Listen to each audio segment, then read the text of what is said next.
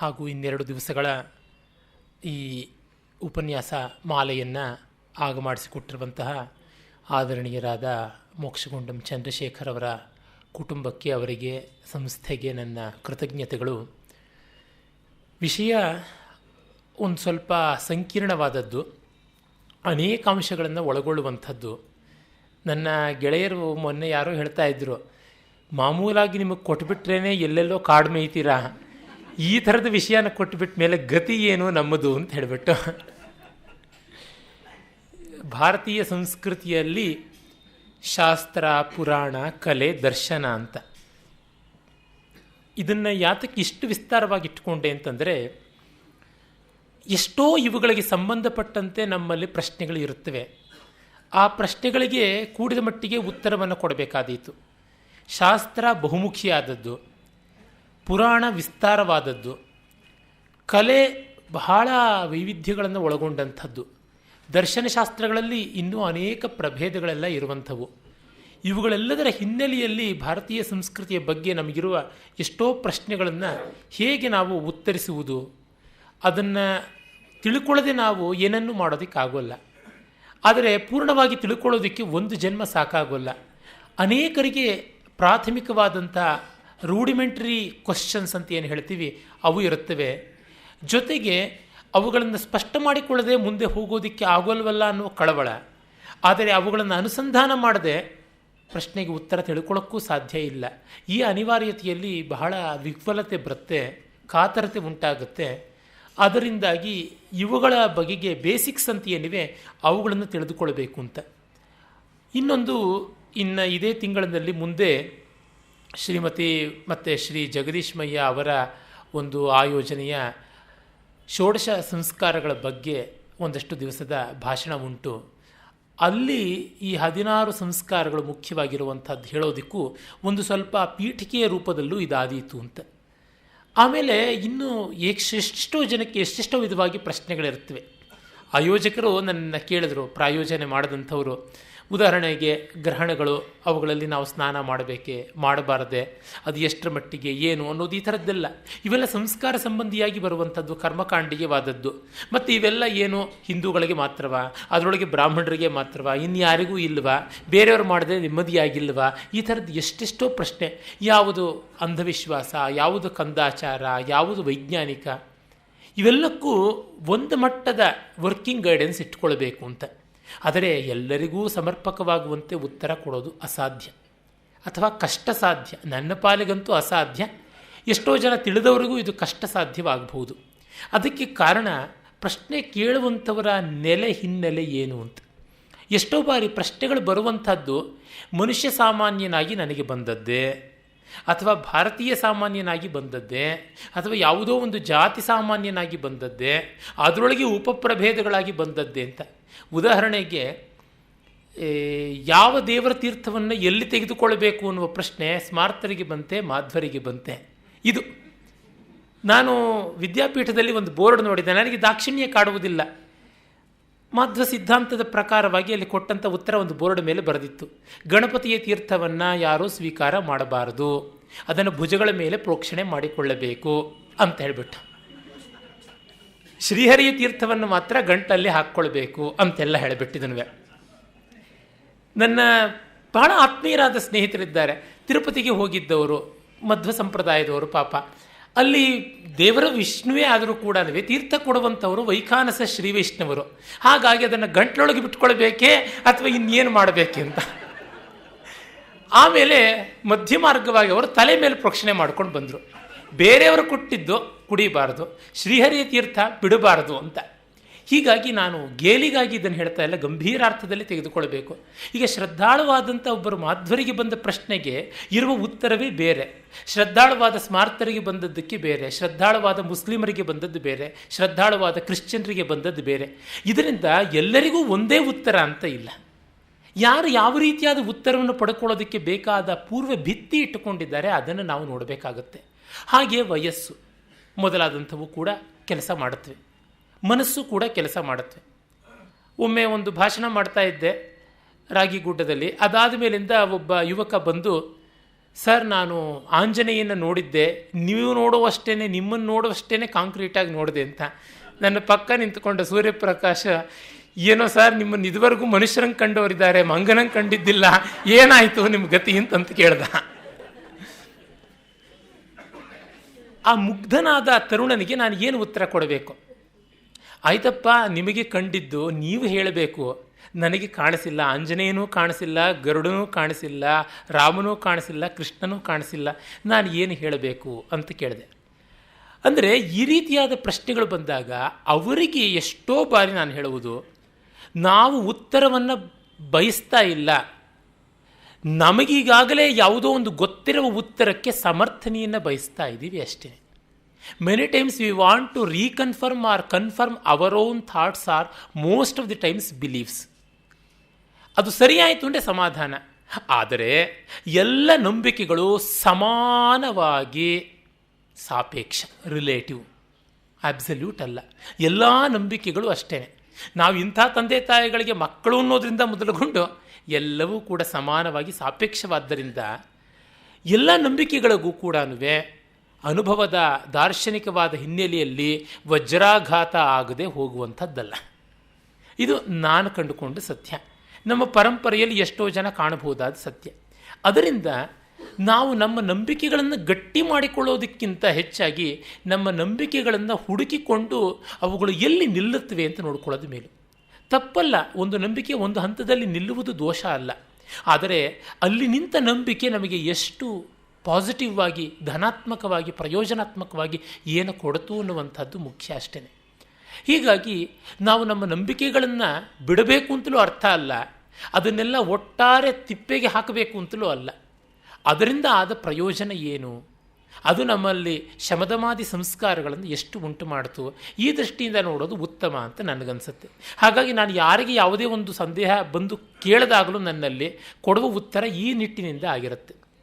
ಹಾಗಾಗಿ ಇವೆಲ್ಲ ಪ್ರಶ್ನೆಗಳಿಗೆ ನಮಗೆ ಸಮಾಧಾನವಾಗುವಂಥ ಉತ್ತರ ಅಂತನ್ನೋದು ನನ್ನ ಕಡೆ ಇಲ್ಲ.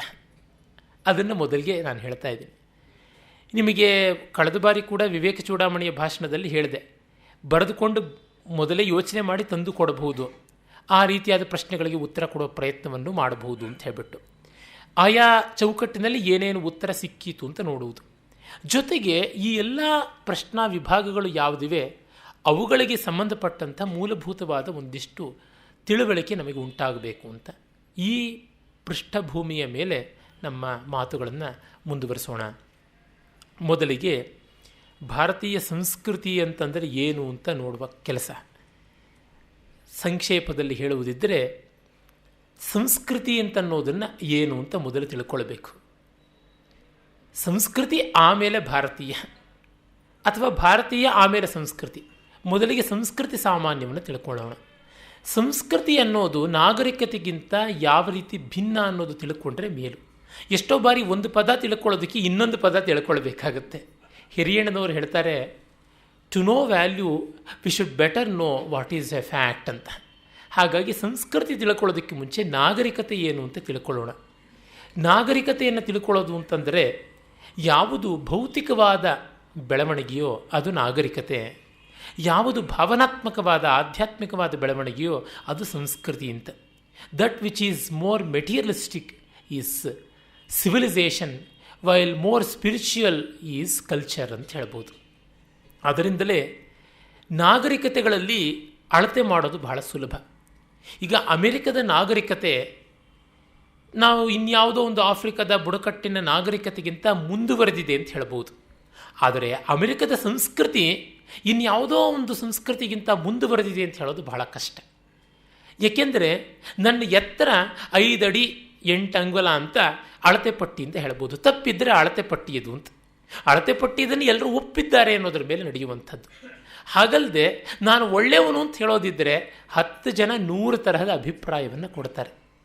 ಹೀಗಾಗಿ ಭೌತವಾದಂಥದ್ದು ನಾಗರಿಕತೆ, ಭಾವವಾದದ್ದು, ಭೂಮವಾದದ್ದು ಅದು ಸಂಸ್ಕೃತಿ ಅಂತ.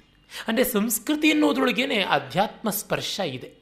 ಆದರೆ ಅಧ್ಯಾತ್ಮದ ಘನೀಭವನ ಯಾವುದಿದೆ, ಕಾನ್ಸಂಟ್ರೇಷನ್ ಅಂತ, ಅದನ್ನು ನಾವು ಫಿಲಾಸಫಿ, ದರ್ಶನ ಅಂತ ಅಲ್ಲಿ ಕರಿತೀವಿ. ಹಾಗಾಗಿ 2 ಪದಗಳನ್ನು ಬೇರೆ ಬೇರೆಯಾಗಿ ಇಟ್ಟುಕೊಂಡೆ. ನಮ್ಮಲ್ಲಿ ಮುಂಚೆ ಸಂಸ್ಕೃತಿ ಎನ್ನುವ ಪದ ಬಳಕೆಯಲ್ಲಿ ಇರಲಿಲ್ಲ. ಹಾಗೆ ಇಲ್ಲ ಅಂದ ಮಾತ್ರಕ್ಕೆ ಸಂಸ್ಕೃತಿ ಇರಲಿಲ್ಲ ಅಂತ ಅರ್ಥವಲ್ಲ. ಕೆಲವು ಮಟ್ಟಕ್ಕೆ ಹೇಗೆ ಹೋಗ್ತಾರೆ ಅಂತಂದರೆ, ನಮ್ಮಲ್ಲಿ ಸೌಂದರ್ಯ ಮೀಮಾಂಸೆ, ಈಸ್ಥೆಟಿಕ್ಸ್ ಅನ್ನುವ ರೀತಿಯಾದ ಒಂದು ಶಾಸ್ತ್ರ ಇಲ್ಲ ಅಂತ, ಭಾರತೀಯರಿಗೆ ಸೌಂದರ್ಯ ಪ್ರಜ್ಞೆ ಇಲ್ಲವೇ ಇಲ್ಲ ಅಂತ ಹೇಳುವಂಥ ಮ್ಯಾಕ್ಸ್ ಮುಲ್ಲರ್ ಮೊದಲಾದವರು ಉದ್ಘೋಷ ಮಾಡುವ ಮಟ್ಟಕ್ಕೆ ಬಂದಿದ್ದರು. ಆದರೆ ನಮ್ಮಲ್ಲಿ ಸೌಂದರ್ಯ ಪ್ರಜ್ಞೆ ಇದ್ದರೂ ಈ ಶಬ್ದದಿಂದ ಗುರುತಿಸಿರಲಿಲ್ಲ. ಸೌಂದರ್ಯ ಮೀಮಾಂಸೆ ಅನ್ನೋ ಪ್ರತ್ಯೇಕ ಗ್ರಂಥ ಬರೆದಿರಲಿಲ್ಲ. ಆದರೆ ಬೇರೆದ್ರೊಳಗೆ ಅದು ಅಡಕವಾಗಿತ್ತು ಅಂತ ಗೊತ್ತಾಗುತ್ತೆ. ಅದರಿಂದ ಅದು ಇಲ್ಲ ಅಂತ ತಕ್ಷಣವೇ ಪದ ಆ ವಸ್ತು ಇಲ್ಲ ಅಂತ ಅರ್ಥ ಅಲ್ಲ.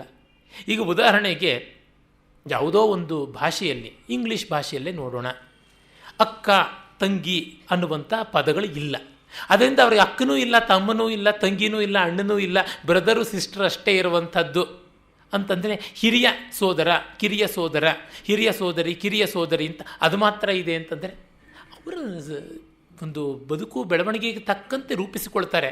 ಅದು ಇದ್ದದ್ದೇ ಹೌದು, ಅದನ್ನು ಗುರುತಿಸಿಕೊಂಡ ರೀತಿ ಬೇರೆ ಅಂತ ಅನ್ಬೇಕಷ್ಟೇ. ಈಗ ನಾವು ಮಾಡಿಕೊಂಡಂತೆ ಅನ್ನ ಅವರು ಮಾಡಿಕೊಳ್ಳೋದಿಲ್ಲ, ಹಾಗಾಗಿ ದೆ ಹ್ಯಾವ್ ನೋ ಫುಡ್ ಅಂತ ಅಂದುಬಿಟ್ರೆ ಅವ್ರು ಹೇಳ್ತಾರೆ ಯು ಹ್ಯಾವ್ ನೋ ಬ್ರೆಡ್ ಅಂತಂತಾರೆ. ಆದ್ದರಿಂದ ಇವುಗಳನ್ನು ನಾವು ನೋಡುವಾಗ ತುಂಬ ಹೃದಯ ವೈಶಾಲ್ಯವನ್ನು, ಪ್ರಾಮಾಣಿಕತೆಯನ್ನು ಇಟ್ಟುಕೊಳ್ಬೇಕಾಗುತ್ತೆ. ಅದು ನಮಗೆ ಅಧ್ಯಾತ್ಮ ದೃಷ್ಟಿಯಿಂದಲೇ ಬರುವುದು. ಹೀಗಾಗಿ ಸಂಸ್ಕೃತಿ ಮೂಲಭೂತವಾಗಿ ದಾರ್ಶನಿಕವಾದದ್ದು, ಸ್ಪಿರಿಚುವಲ್ ಆದದ್ದು, ಆನುಭಾವಿಕವಾದದ್ದು.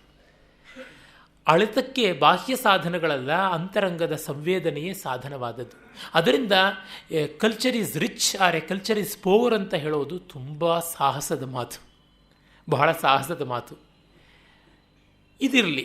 ಇನ್ನು ಭಾರತೀಯ ಸಂಸ್ಕೃತಿಯ ಮುಖ್ಯ ಲಕ್ಷಣ ಏನಂದರೆ, ಪ್ರತಿಯೊಂದನ್ನು ಅಧ್ಯಾತ್ಮಕ್ಕೆ ಸಂಬಂಧ ಮಾಡುವಂಥದ್ದೇ ಅದರ ವೈಶಿಷ್ಟ್ಯ. ಯಾವುದಿರಲಿ ಅದನ್ನು ಅಧ್ಯಾತ್ಮ ಸಂಸ್ಪರ್ಶಿಯಾಗಿ ಮಾಡುವಂಥದ್ದು ಭಾರತೀಯ ಸಂಸ್ಕೃತಿಯ ವೈಶಿಷ್ಟ್ಯ. ಯಾವ ಶಾಸ್ತ್ರಗಳನ್ನು ಬರೆಯಲಿ ಅದರ ಪರಮೋದ್ದೇಶ ಮೋಕ್ಷ ಅಂತ ಹೇಳುವಂಥದ್ದು. ಅದು ಧರ್ಮಶಾಸ್ತ್ರ ಇರಲಿ, ಅರ್ಥಶಾಸ್ತ್ರ ಇರಲಿ, ಕಾಮಶಾಸ್ತ್ರ ಇರಲಿ, ಮೋಕ್ಷಶಾಸ್ತ್ರ ಇರಲಿ, ಎಲ್ಲ. ಮತ್ತು ಇನ್ನೊಂದು ಸ್ವಾರಸ್ಯಕಾರಿಯಾದದ್ದೇನೆಂದರೆ, ನಮ್ಮಲ್ಲಿ ಧರ್ಮಶಾಸ್ತ್ರ ಅಂತ ಹೇಳುವಂಥದ್ದು ಪ್ರತ್ಯೇಕವಾಗಿದೆ, ಅರ್ಥಶಾಸ್ತ್ರ ಅಂತ ಒಂದು ಪುಸ್ತಕವೂ ಇದೆ, ಕಾಮಶಾಸ್ತ್ರ ಅಂತಲೂ ಪುಸ್ತಕ ಇದೆ. ಆದರೆ ಮೋಕ್ಷಶಾಸ್ತ್ರ ಅಂತ ಒಂದು ಪುಸ್ತಕವೂ ಇಲ್ಲ. ಕಾರಣ, ಮೋಕ್ಷಶಾಸ್ತ್ರ ಅನ್ನೋದೊಂದು ಪ್ರತ್ಯೇಕವಾದದ್ದಲ್ಲ, ಇವುಗಳೆಲ್ಲದರ ಸಮನ್ವಯ, ಇವುಗಳೆಲ್ಲದರ ಸಾರ ಸರ್ವಸ್ವ ಅಂತ. ಅಂದರೆ ಮೋಕ್ಷ ಅನ್ನೋದು ಒಂದು ಎಕ್ಸ್ಕ್ಲೂಸಿವ್ ಥಿಂಗ್ ಅಲ್ಲ, ಒಂದು ಪ್ರತ್ಯೇಕವಾದಂಥದ್ದಲ್ಲ, ಎಲ್ಲದರ ಪರಿಪಾಕ ಅನ್ನುವ ದೃಷ್ಟಿ ಇದ್ದದ್ದು. ಇದು ಭಾರತೀಯ ಸಂಸ್ಕೃತಿಯ ಮುಖ್ಯ ಲಕ್ಷಣ. ಯಾರು ಏನನ್ನು ಮಾಡುವುದಿದ್ದರೂ ಅಲ್ಲಿಗೆ ತೆಗೆದುಕೊಂಡು ಹೋಗುವಂಥದ್ದು. ಒಂದು ಚಿತ್ರಕಲೆಯಲ್ಲಿ ಆಗಲಿ, ಒಂದು ಶಿಲ್ಪಕಲೆಯಲ್ಲಿ ಆಗಲಿ, ಒಂದು ಪಾಕದಲ್ಲಿಯೇ ಆಗಲಿ ಅದು. ಈಗ ಅಡುಗೆ ಮಾಡುವಾಗ ಒಂದು ಮಂತ್ರ ಬೇಕು ಅಂತ ಯಾವ ದೇಶದಲ್ಲಿ ಆದರೂ ಎಲ್ಲಿಯಾದರೂ ಕೇಳಿದ್ದೇವಾ, ನೋಡಿದ್ದೇವ? ಅದು ಹೋಗಲಿ, ಅಡುಗೆಯ ಒಲೆಗೆ ಪೂಜೆ ಮಾಡಿಬಿಟ್ಟು ಸಾರಿಸಿ ರಂಗವಲ್ಲಿ ಇಟ್ಟು ಅರಿಶಿನ ಕುಂಕುಮ ಇಟ್ಟು ಆಮೇಲೆ ಒಲೆ ಇಡಬೇಕು, ಅಗ್ನಿಯನ್ನು ಅಲ್ಲಿ ಪ್ರಜ್ವಾಲನ ಮಾಡಿದ ತಕ್ಷಣ ಒಂದು ಚಿಟಿಕೆ ಮಂತ್ರಾಕ್ಷತೆ ಹಾಕಬೇಕು ಅನ್ನೋದು ಎಲ್ಲಿಯಾದರೂ ಉಂಟಾ? ನಮ್ಮಲ್ಲಿ ಉಂಟು. ಅಂದರೆ ಅಡುಗೆನೂ ಯಜ್ಞ. ಈ ಯಜ್ಞ ದೃಷ್ಟಿ ಭಾರತೀಯ ಸಂಸ್ಕೃತಿಯ ಮುಖ್ಯ ಲಕ್ಷಣ. ಯಜ್ಞವೇ ಭಾರತೀಯ ಸಂಸ್ಕೃತಿಯ ಮಹಾಲಕ್ಷಣ ಅಂತ ಕರೀಬಹುದು. ಒಂದು ಸ್ನಾನ ಮಾಡುವುದಿರಲಿ, ಒಂದು ಊಟ ಮಾಡುವುದಿರಲಿ, ಯಾವುದೂ ಅಷ್ಟೇ.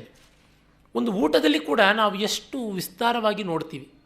ಉದಾಹರಣೆಗೆ, ಯಾವುದೇ ಮತದವರಾಗಿರಬಹುದು, ಯಾವುದೇ ಜಾತಿಯವರಾಗಿರಬಹುದು, ಊಟ ಮಾಡುವಾಗ ಎಲ್ಲ ಸಂಸ್ಕೃತಿಯಲ್ಲೂ ಉಂಟು, ನಮ್ಮಲ್ಲಿ ಇನ್ನೂ ವಿಶೇಷವಾಗಿದೆ. ಅದು ಏನು, ಒಂದೊಂದು ತುತ್ತು ತಿನ್ನುವಾಗಲೂ ಭಗವನ್ನಾಮಸ್ಮರಣ, ಕಬಲೆ ಕಬಲೆ ಗೋವಿಂದ ನಾಮಸ್ಮರಣಂ ಅಂತ. ಆಹಾರವನ್ನು ಸ್ವೀಕಾರ ಮಾಡುವಾಗ ಪಂಚಪ್ರಾಣಗಳಿಗೆ ನಾವು ಸ್ವಾಹ ಅಂತ ಹೇಳ್ತೀವಿ.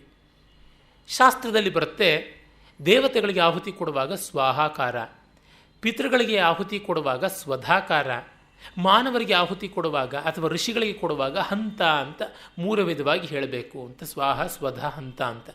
ಆದರೆ ಇಲ್ಲಿ ಸ್ವಾಹ ಹೇಳ್ಕೊಂಡು ತಿಂತಾ ಇದ್ದೀವಿ, ನಾನೆಲ್ಲ ತಿಂತಾ ಇರೋದು, ನನ್ನೊಳಗಿನ ದೇವತೆ ತಿಂತಾ ಇರುವುದು ಅಂತ. ಅಂದರೆ ಈ ಭೋಜನವೂ ಕೂಡ ಒಂದು ಯಜ್ಞ ಅನ್ನುವಂತೆ ಮಾಡುವಂಥದ್ದು. ಪ್ರತಿಯೊಂದು ಜನ್ಮದ ಇಡೀ ವಿಷಯಗಳು ಸಾವಿನವರೆಗೂ, ಕಟ್ಟಕಡೆಗೆ ಈ ಶರೀರವನ್ನು ಅಗ್ನಿಯಲ್ಲಿಯೇ ಆಹುತಿ ಮಾಡುವಾಗ ಅಥವಾ ಮಣ್ಣಿನಲ್ಲಿ ಹೂಳುವಾಗ ಕೂಡ ಅದು ಒಂದು ಯಜ್ಞದ ಸಮಿತ್ತು ಅಂತಲೇ ಭಾವದಿಂದ ನೋಡುವಂಥದ್ದು. ಬೇರೆ ಬೇರೆ ಸಂಸ್ಕೃತಿಗಳಲ್ಲೂ ಇದ್ದದ್ದೇ ಇದು. ಆದರೆ ಇಷ್ಟು ವಿಕಸಿತವಾಗಿ, ಇಷ್ಟು ಕೂಲಂಕಷವಾಗಿ ಬೆಳೆದಂಥದ್ದು ಇಲ್ಲಿಯೇ ಕಾಣುವಂಥದ್ದು. ಹೀಗೆ ನಮ್ಮ ಎಲ್ಲ ಆಯಾಮಗಳು ದಾರ್ಶನಿಕವಾದದ್ದು, ಆಧ್ಯಾತ್ಮಿಕವಾದದ್ದು ಅನ್ನೋದು ಅದರೊಳಗಿನ ಮುಖ್ಯವಾದ ವೈಶಿಷ್ಟ್ಯ ಅಂತ ಕರೆಯಬಹುದು.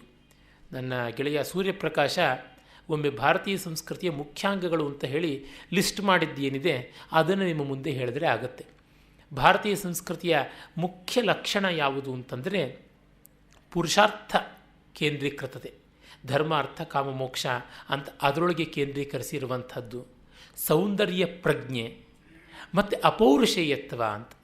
ಅಪೌರುಷೇಯತ್ವ ಅಂತಂದರೆ ಕಾಪಿರೈಟ್ ಇಲ್ಲ ಅನ್ನುವುದು. ಎಲ್ಲ ವೇದದಲ್ಲಿತ್ತು, ವೇದ ಯಾರು ಬರೆದದ್ದಲ್ಲ ಅಂತಂದರೆ ನಾವು ಯಾವ ಅರ್ಥದಲ್ಲಿ ಹೇಳ್ತಾ ಇದ್ದೀವಿ ಅಂದರೆ, ವೇದಾಂತ ಅನ್ನುವ ಜ್ಞಾನ ಅನ್ನುವುದು ಮನುಷ್ಯನದಲ್ಲ, ಜ್ಞಾನ ಮನುಷ್ಯನ ಹಕ್ಕಲ್ಲ, ಅದು ಮನುಷ್ಯನ ನಮ್ರತೆಯ ಪರಿಪಾಕದ ಫಲ ಅಂತ. ಅಂದರೆ ಈಗ ನಮ್ಮಲ್ಲಿ ರೈಟ್ ಆಫ್ ನಾಲೆಡ್ಜ್ ಅಂತ ಯಾವುದಿದೆ, ಪ್ರಾಪರ್ಟಿ ರೈಟ್ಸ್ ಆಫ್ ನಾಲೆಡ್ಜ್ ಅಂತ, ಇದು ತುಂಬ ದೊಡ್ಡ ಹ್ಯಾವೋಕ್ ದುಷ್ಪರಿಣಾಮವನ್ನು ಮಾಡ್ತಾ ಇದೆ. ನಮ್ಮಲ್ಲಿ ಆ ತರಹ ಅಲ್ಲ. ಮೊದಲೇ ಇದು ಎಲ್ಲ ಹೇಳಿದ್ದು ನನ್ನದು ಅಲ್ಲ ಅಂತನ್ನುವ ಮೂಲಕ ಎಲ್ಲರ ತಿಳಿವು ಕೂಡ ಯಾರದೂ ಅಲ್ಲ ಅಂತ. ಅಂದರೆ ಸಮಷ್ಟಿಯಲ್ಲಿ ಇದೆ. ಈ ಕಾಸ್ಮಿಕ್ ಸ್ಪೇಸ್ ಅಂತ ನಾವು ಏನು ಹೇಳ್ತೀವಿ, ದಹರಾಕಾಶ, ಪರಮಾಕಾಶ, ಮಹಾಕಾಶದಲ್ಲಿ ಸಕಲವೂ ಇದೆ. ಯಾರು ಅದಕ್ಕೆ ಟ್ಯೂನ್ ಮಾಡ್ಕೊಳ್ತಾರೋ ಅವರಿಗೆ ಸಿಗುತ್ತೆ. ಅವರಿಗೆ ಯಾರಿಗೂ ಪೇಟೆಂಟ್ ರೈಟ್ಸ್ ಕೊಡಬೇಕಿಲ್ಲ. ಆದರೆ ಈ ಟ್ಯೂನಿಂಗ್ ಮಾಡಿಕೊಂಡವರು ನಮ್ಮದು ಸ್ವಂತ ಅಲ್ಲ ಅಂತ ತಾನಾಗಿ ತಿಳ್ಕೊಳ್ತಾರೆ. ನಮ್ಮ ಯಾವ ಕವಿನೇ ನೋಡಿ, ಪಾಶ್ಚಾತ್ಯರಲ್ಲಿ ಕೂಡ ಅದು ಇದ್ದದ್ದೇನೆ. ಹೋಮರ್ ಹೇಳ್ತಾನೆ, ಆ ಮ್ಯೂಸ್, ಡಿವೈನ್ ಮ್ಯೂಸ್, ನೀನು ನನ್ನನ್ನು ಪ್ರೇರಣೆ ಮಾಡಬೇಕು ಅನ್ನುವಂಥ ಮಾತು ಬರುತ್ತೆ ಅವನು ಎಲಿಯಡ್ ಬರೆಯುವಾಗ. ಹಾಗೆಯೇ ಇಲ್ಲಿ ವರ್ಜಿಲ್ ಬರೆಯುವಾಗ ಇನಿಯಡ್ ಅಲ್ಲಿ ಕೂಡ ಕಾಣಿಸುತ್ತೆ. ಮತ್ತು ನಮ್ಮ ಮಿಲ್ಟನ್ ಬರೆಯುವಾಗ ಪ್ಯಾರಡೈಸ್ ಲಾಸ್ಟ್ನಲ್ಲೂ ಅದೇ ಕಾಣಿಸುತ್ತೆ. ಯುರೇನಿಯಾ ಅಂತ ಒಬ್ಬ ದೇವತೆಯನ್ನು ಅವನು ಪ್ರಾರ್ಥನೆ ಮಾಡ್ತಾನೆ. ಕುಮಾರವ್ಯಾಸಾದಿಗಳು ಎಲ್ಲರಲ್ಲಿಯೂ ಇದೇ ಕಾಣಿಸುತ್ತೆ. ವೀರನಾರಾಯಣನೇ ಕವಿ, ಲಿಪಿಕಾರ ಕುವರವ್ಯಾಸ ಅಂತ. ನಮ್ಮ ಚಾಮರಸ ಕೂಡ ಅದೇ ಹೇಳ್ತಾನೆ. ಗುಹೆ ಹೇಗೆ ಮಾತಾಡೋದಕ್ಕೆ ಸಾಧ್ಯ, ದೇಗುಲ ಹೊರಗಿಂದ ಒಬ್ಬ ಮಾತಾಡಿದಾಗ ಧ್ವನಿ ಎಕ್ಕೋ ಪ್ರತಿಧ್ವನಿಸಬೇಕು, ಆ ತರಹ ಅಂತ. ನಮ್ಮ ಲಕ್ಷ್ಮೀಶ ಹೇಳ್ತಾನೆ, ದೇವಪುರ ನೆಲೆಯ ಲಕ್ಷ್ಮೀರಮಣ ವೀಣೆಯನ್ನು ನುಡಿಸ್ತಾನೆ, ನಾನು ಅವನ ಕೈಯ ವೀಣೆ ಅಂತ. ನಮ್ಮ ಬೇಂದ್ರೆಯವರು ಹೇಳ್ತಾರೆ, ಮುನ್ನ ಬಗೆಯಲ್ಲಿ ನೀನೇ ಹಾಡ ಹೆತ್ತಿ, ನನ್ನ ನಾಲಿಗೆ ಬರೀ ನಿನ್ನ ಸೂಲಗಿತ್ತಿ ಅಂತ. ಹೀಗೆ ಅದು ಇದ್ದದ್ದೇ, ಪರಂಪರೆಯಿಂದ ನಮ್ಮಲ್ಲಿ ಬಂದಿರುವಂಥದ್ದು, ನಾನೆಲ್ಲ ಮಾಡಿದ್ದು ಅಂತ. ಈ ಸೆಲ್ಫ್ ನೆಗೇಷನ್ ಅಂತ ಯಾವುದಿದೆ ಅದು ಈ ಅರ್ಥದಲ್ಲಿ ಅಪೌರುಷಯತ್ವಕ್ಕೆ ತುಂಬ ಬೆಲೆ ಕೊಟ್ಟಿರುವಂಥದ್ದು. Knowledge absolute is eternal, only knowledge manifested is temporal, ಆ ನಾಲೆಜ್ ಮ್ಯಾನಿಫೆಸ್ಟೆಡ್ ಈಸ್ ರಿಲೇಟಿವ್. ಅವರವರ ದೇಶಕಾಲಕ್ಕೆ ತಕ್ಕಂತೆ ಮಾಡ್ಕೊಳ್ತಾರೆ. ಹಾಗಾಗಿ ಎಲ್ಲವೂ ಸಮಾನವಾಗಿ ಸಾಪೇಕ್ಷ ಅಂತ. ಅದು ಬೈಬಲ್ ಇರಲಿ, ಖುರಾನ್ ಇರಲಿ, ವೇದ ಇರಲಿ, ವಚನ ಇರಲಿ, ಹರಿದಾಸರ ಪದಗಳಿರಲಿ, ಆಳ್ವಾರುಗಳ ರಚನೆ ಇರಲಿ, ಎಲ್ಲದರೊಳಗೂ ಕೂಡ ಸಾಧಕನಾದವನಿಗೆ ಪಡ್ಕೊಳ್ಳೋಕ್ಕೆ ಸಾಕಷ್ಟು ಉಂಟು. ಆದರೆ ಅದನ್ನು ಪರಮಾರ್ಥ ಅಂತ ಅಂದುಕೊಂಡು ಬೇರೆಯವರ ಮೇಲೆ ಹೇರುವುದಕ್ಕೆ ಅವನು ಹೋಗುವಂತೆ ಇಲ್ಲ ಅನ್ನುವುದು ತನ್ನಂತೆ ತಾನೇ ಬಂದಂಥದ್ದು. ಅದರಿಂದ ಜೈನಾಗಮ ಉಂಟು, ಬೌದ್ಧಾಗಮ ಉಂಟು, ಶಾಕ್ತ, ಶೈವ ಮೊದಲಾದ ಎಲ್ಲ ಆಗಮಗಳು ಉಂಟು. ಎಲ್ಲಕ್ಕೂ ಕೂಡ ನಮ್ಮಲ್ಲಿ ಸಲ್ಲುವಂಥ ಗೌರವ ಸಲ್ಲಿಸಿ ಇದ್ದಾರೆ. ಆಮೇಲೆ ಸಮನ್ವಯ ದೃಷ್ಟಿ, ಯಾವುದನ್ನು ಅದಕ್ಕೆ ವಿರುದ್ಧವಲ್ಲ ಅಂತ ತೋರಿಸುವಂಥದ್ದು. ಈ ಸಮನ್ವಯ ದೃಷ್ಟಿಗೆ ಮುಖ್ಯ ಕಾರಣ ಅಧ್ಯಾತ್ಮ ದೃಷ್ಟಿಯೇ, ಇನ್ಯಾವುದಲ್ಲ. ಅಧ್ಯಾತ್ಮಕ್ಕೆ ವಿರೋಧಗಳು ಎಲ್ಲಿಯೂ ಕಾಣಿಸೋದಿಲ್ಲ. ಸಂಗೀತದಲ್ಲಿ ಯಾವ ಸ್ವರವೂ ಕೂಡ ಅನ್ಯ ಸ್ವರವಲ್ಲ, ಅದು ಅಬ್ಬಬ್ಬ ಅಂದರೆ ವಿವಾದಿ ಸ್ವರ ಆಗ್ಬೋದಷ್ಟೇ ಅಂತ. ವಾದಿ ಸ್ವರ, ಸಂವಾದಿ ಸ್ವರ, ಅನುವಾದಿ ಸ್ವರ, ವಿವಾದಿ ಸ್ವರ ಅಂತ ಸಂಗೀತದಲ್ಲಿ ಹೇಳ್ತಾನೆ. ಆ ವಿವಾದಿ ಸ್ವರ ಅಷ್ಟೇ ಹೊರತುನುವೆ ಅದು ಅಪಸ್ವರ ಅಲ್ಲ ಅನ್ನುವಂಥ ರೀತಿಯಲ್ಲಿ. ಹಿಂದೂಸ್ತಾನಿಯಲ್ಲಂತೂ ಯಾವುದೇ ಒಂದು ರಾಗದಲ್ಲಿ ಮಿಶ್ರ ಅನ್ನುವುದನ್ನು ಮಾಡ್ತಾರೆ. ವಿವೇಕದಿಂದ ಮಾಡಿದರೆ ಎಲ್ಲ ಮಿಶ್ರವೂ ಚೆನ್ನಾಗಿರುವಂಥದ್ದೇ, ಏನು ತಪ್ಪು ಅಂತ ಅನಿಸೋದಿಲ್ಲ ಅಂತ. ಸಾರಿಗೆ ನಾವು ಒಂದು ಚಿಟಿಕೆ ಬೆಲ್ಲ ಹಾಕ್ಬೋದಾದರೆ, ಸೊಗಸಾಗಿ ಮಾಡುವಂತಹ ಪಾನಕಕ್ಕೆ ಒಂದು ಚಿಟಿಕೆ ಉಪ್ಪು ಹಾಕ್ಬೋದಾದರೆ, ಉಪ್ಪು ಹಾಕುವುದು ಉಂಟು ಒಂದು ಚಿಟಿಕೆ ಉಪ್ಪನ್ನು, ಯಾತಕ್ಕಾಗಬಾರ್ದು ಅನ್ನುವಂತೆ. ಹೀಗಾಗಿ ನಮ್ಮ ಪರಂಪರೆಯಲ್ಲಿ ಯಾವುದಕ್ಕೂ ಕೂಡ ವರ್ಜ್ಯ ಅನ್ನುವ ಭಾವ ಇಲ್ಲ. ಅದು ಯಾರಿಗೆ ಅಂತಷ್ಟೇ ನೋಡುವಂಥದ್ದು, ಯಾರಿಗೆ ಯಾವಾಗ, ಈ ಕೋಆರ್ಡಿನೇಟ್ಸನ್ನು ತೀರ್ಮಾನ ಮಾಡಿಕೊಂಡು ಹೋಗ್ತಾರೆ. ಹಾಗಾಗಿ ನಾವು ಈ 4 ವಿಷಯಗಳ ಬಗ್ಗೆ ಮತ್ತು ಬೇರೆ ಬೇರೆ ಪ್ರಶ್ನೆಗಳ ಬಗ್ಗೆ ಯೋಚನೆ ಮಾಡುವಾಗ ಇದನ್ನು ಗಮನದಲ್ಲಿ ಇಟ್ಕೊಳ್ಬೇಕು. ಭಾರತೀಯ ಸಂಸ್ಕೃತಿಯ ಮುಖ್ಯ ಲಕ್ಷಣ ಯಾವುದು ಅಂತ. ಅಲ್ಲಿ ಎಷ್ಟೇ ಎಲ್ಲರಿಗೆ ಒಳಿತಾಗಬೇಕು, ಮತ್ತು ಒಬ್ಬನ ಒಳಿತು ಇನ್ನೊಬ್ಬನ ಒಳಿತಿಗಿಂತ ತಾತ್ಕಾಲಿಕವಾಗಿ, ತಾತ್ಪೂರ್ತಿಕವಾಗಿ ಭಿನ್ನವಾಗಿರಬಹುದು. ಅದರಿಂದಲೇ ಅವು ಎರಡೂ ಬೇರೆ ಅಂತ ಹೇಳುವಂಥದ್ದಲ್ಲ. ಮತ್ತು ಒಂದೇ ಅಂತನ್ನುವುದನ್ನು ನಾಮರೂಪಗಳಿಂದ ಸಮಾನ ಮಾಡಿ ತೋರಿಸುವುದು ಅಲ್ಲ ಅಂತ ಹೇಳಿಬಿಟ್ಟು ಈ ಎಲ್ಲ ಹಿನ್ನೆಲೆಯಲ್ಲಿ ನೋಡೋಣ. ಮೊದಲಿಗೆ ಶಾಸ್ತ್ರ. ತುಂಬ ಜನಕ್ಕೆ ಶಾಸ್ತ್ರ ಅಂತ ತಕ್ಷಣ ಬಗೆ ಬಗೆಯಾದ ಭಾವಗಳು ಉಂಟು. ಕಳೆದ ವಿವೇಕ ಚೂಡಾಮಣಿಯ ಭಾಷಣದ ಸಂದರ್ಭದಲ್ಲಿ ಕೂಡ ಒಬ್ಬರು ಕೇಳಿದರು, ಕರ್ಮಶಾಸ್ತ್ರ ಇವಕ್ಕಿರುವ ವ್ಯತ್ಯಾಸ ಏನು ಅಂತ. ಹಾಗೆ ಕೇಳುವಲ್ಲಿ ಪಾಪ ಅವರು ಅಂದುಕೊಂಡಿದ್ದದ್ದೇನೆಂದರೆ ಶಾಸ್ತ್ರ ಅಂದರೆ ಯಾವುದೋ ಆಚಾರ ಅಂತ, ಯಾವುದೋ ಸಮ್ ರಿಚುವಲ್ ಅಂತ. ಈ ಕರ್ಮಕಾಂಡ ಪಾರ್ಟ್ ಆಫ್ ದಿ ಶಾಸ್ತ್ರ, ಒಂದು ಶಾಸ್ತ್ರದ ಒಳಗೆ ಬರುವಂಥ ಸಣ್ಣ ಭಾಗ.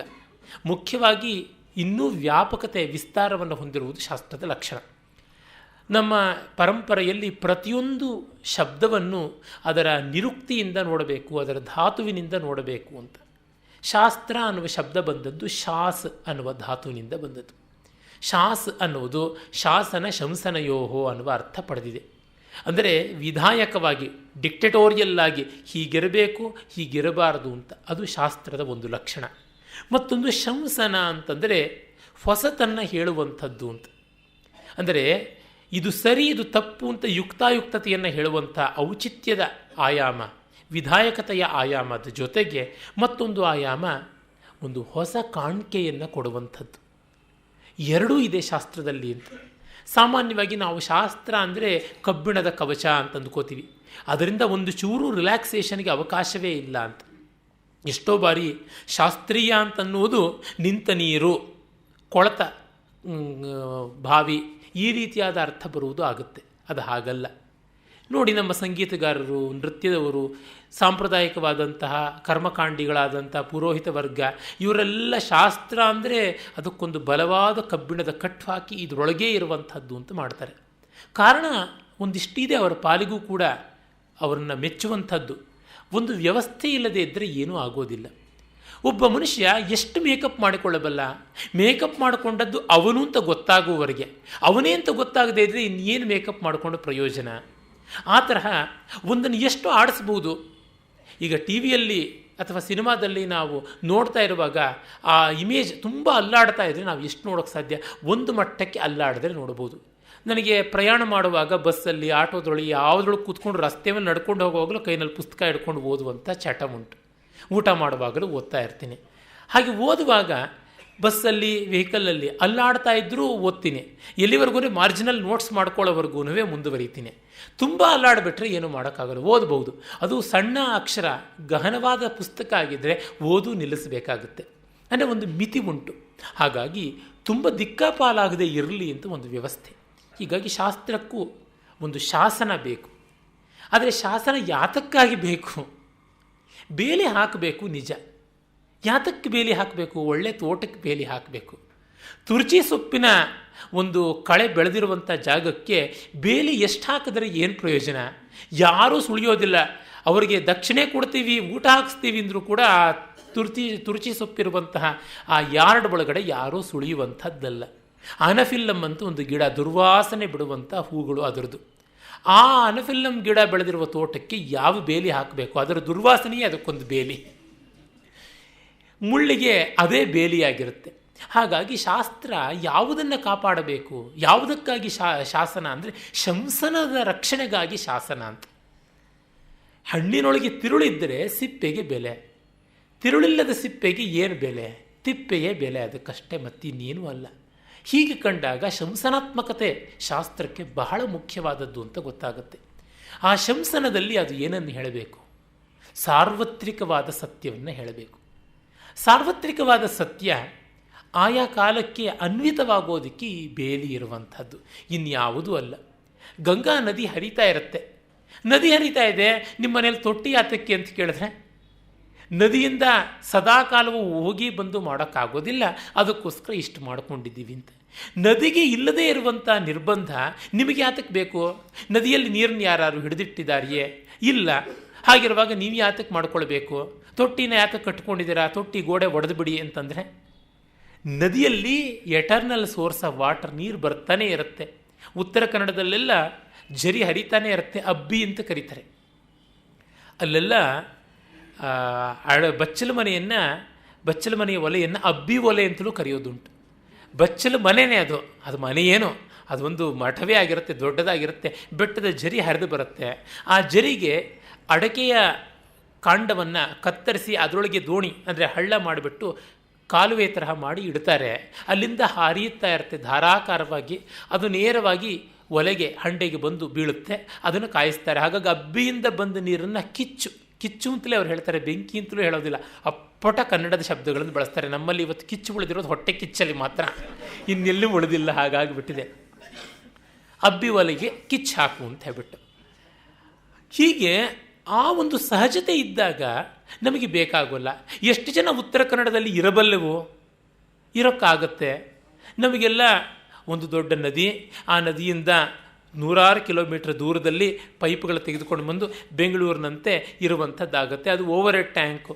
ನಮ್ಮ ಮನೆಗಳಲ್ಲೆಲ್ಲವೇ ಬಚ್ಚಲ ಮನೇನೂ ಇರೋದಿಲ್ಲ, ಬಚ್ಚಲು ಮಾತ್ರ ಇರುತ್ತೆ ಅಷ್ಟೇ.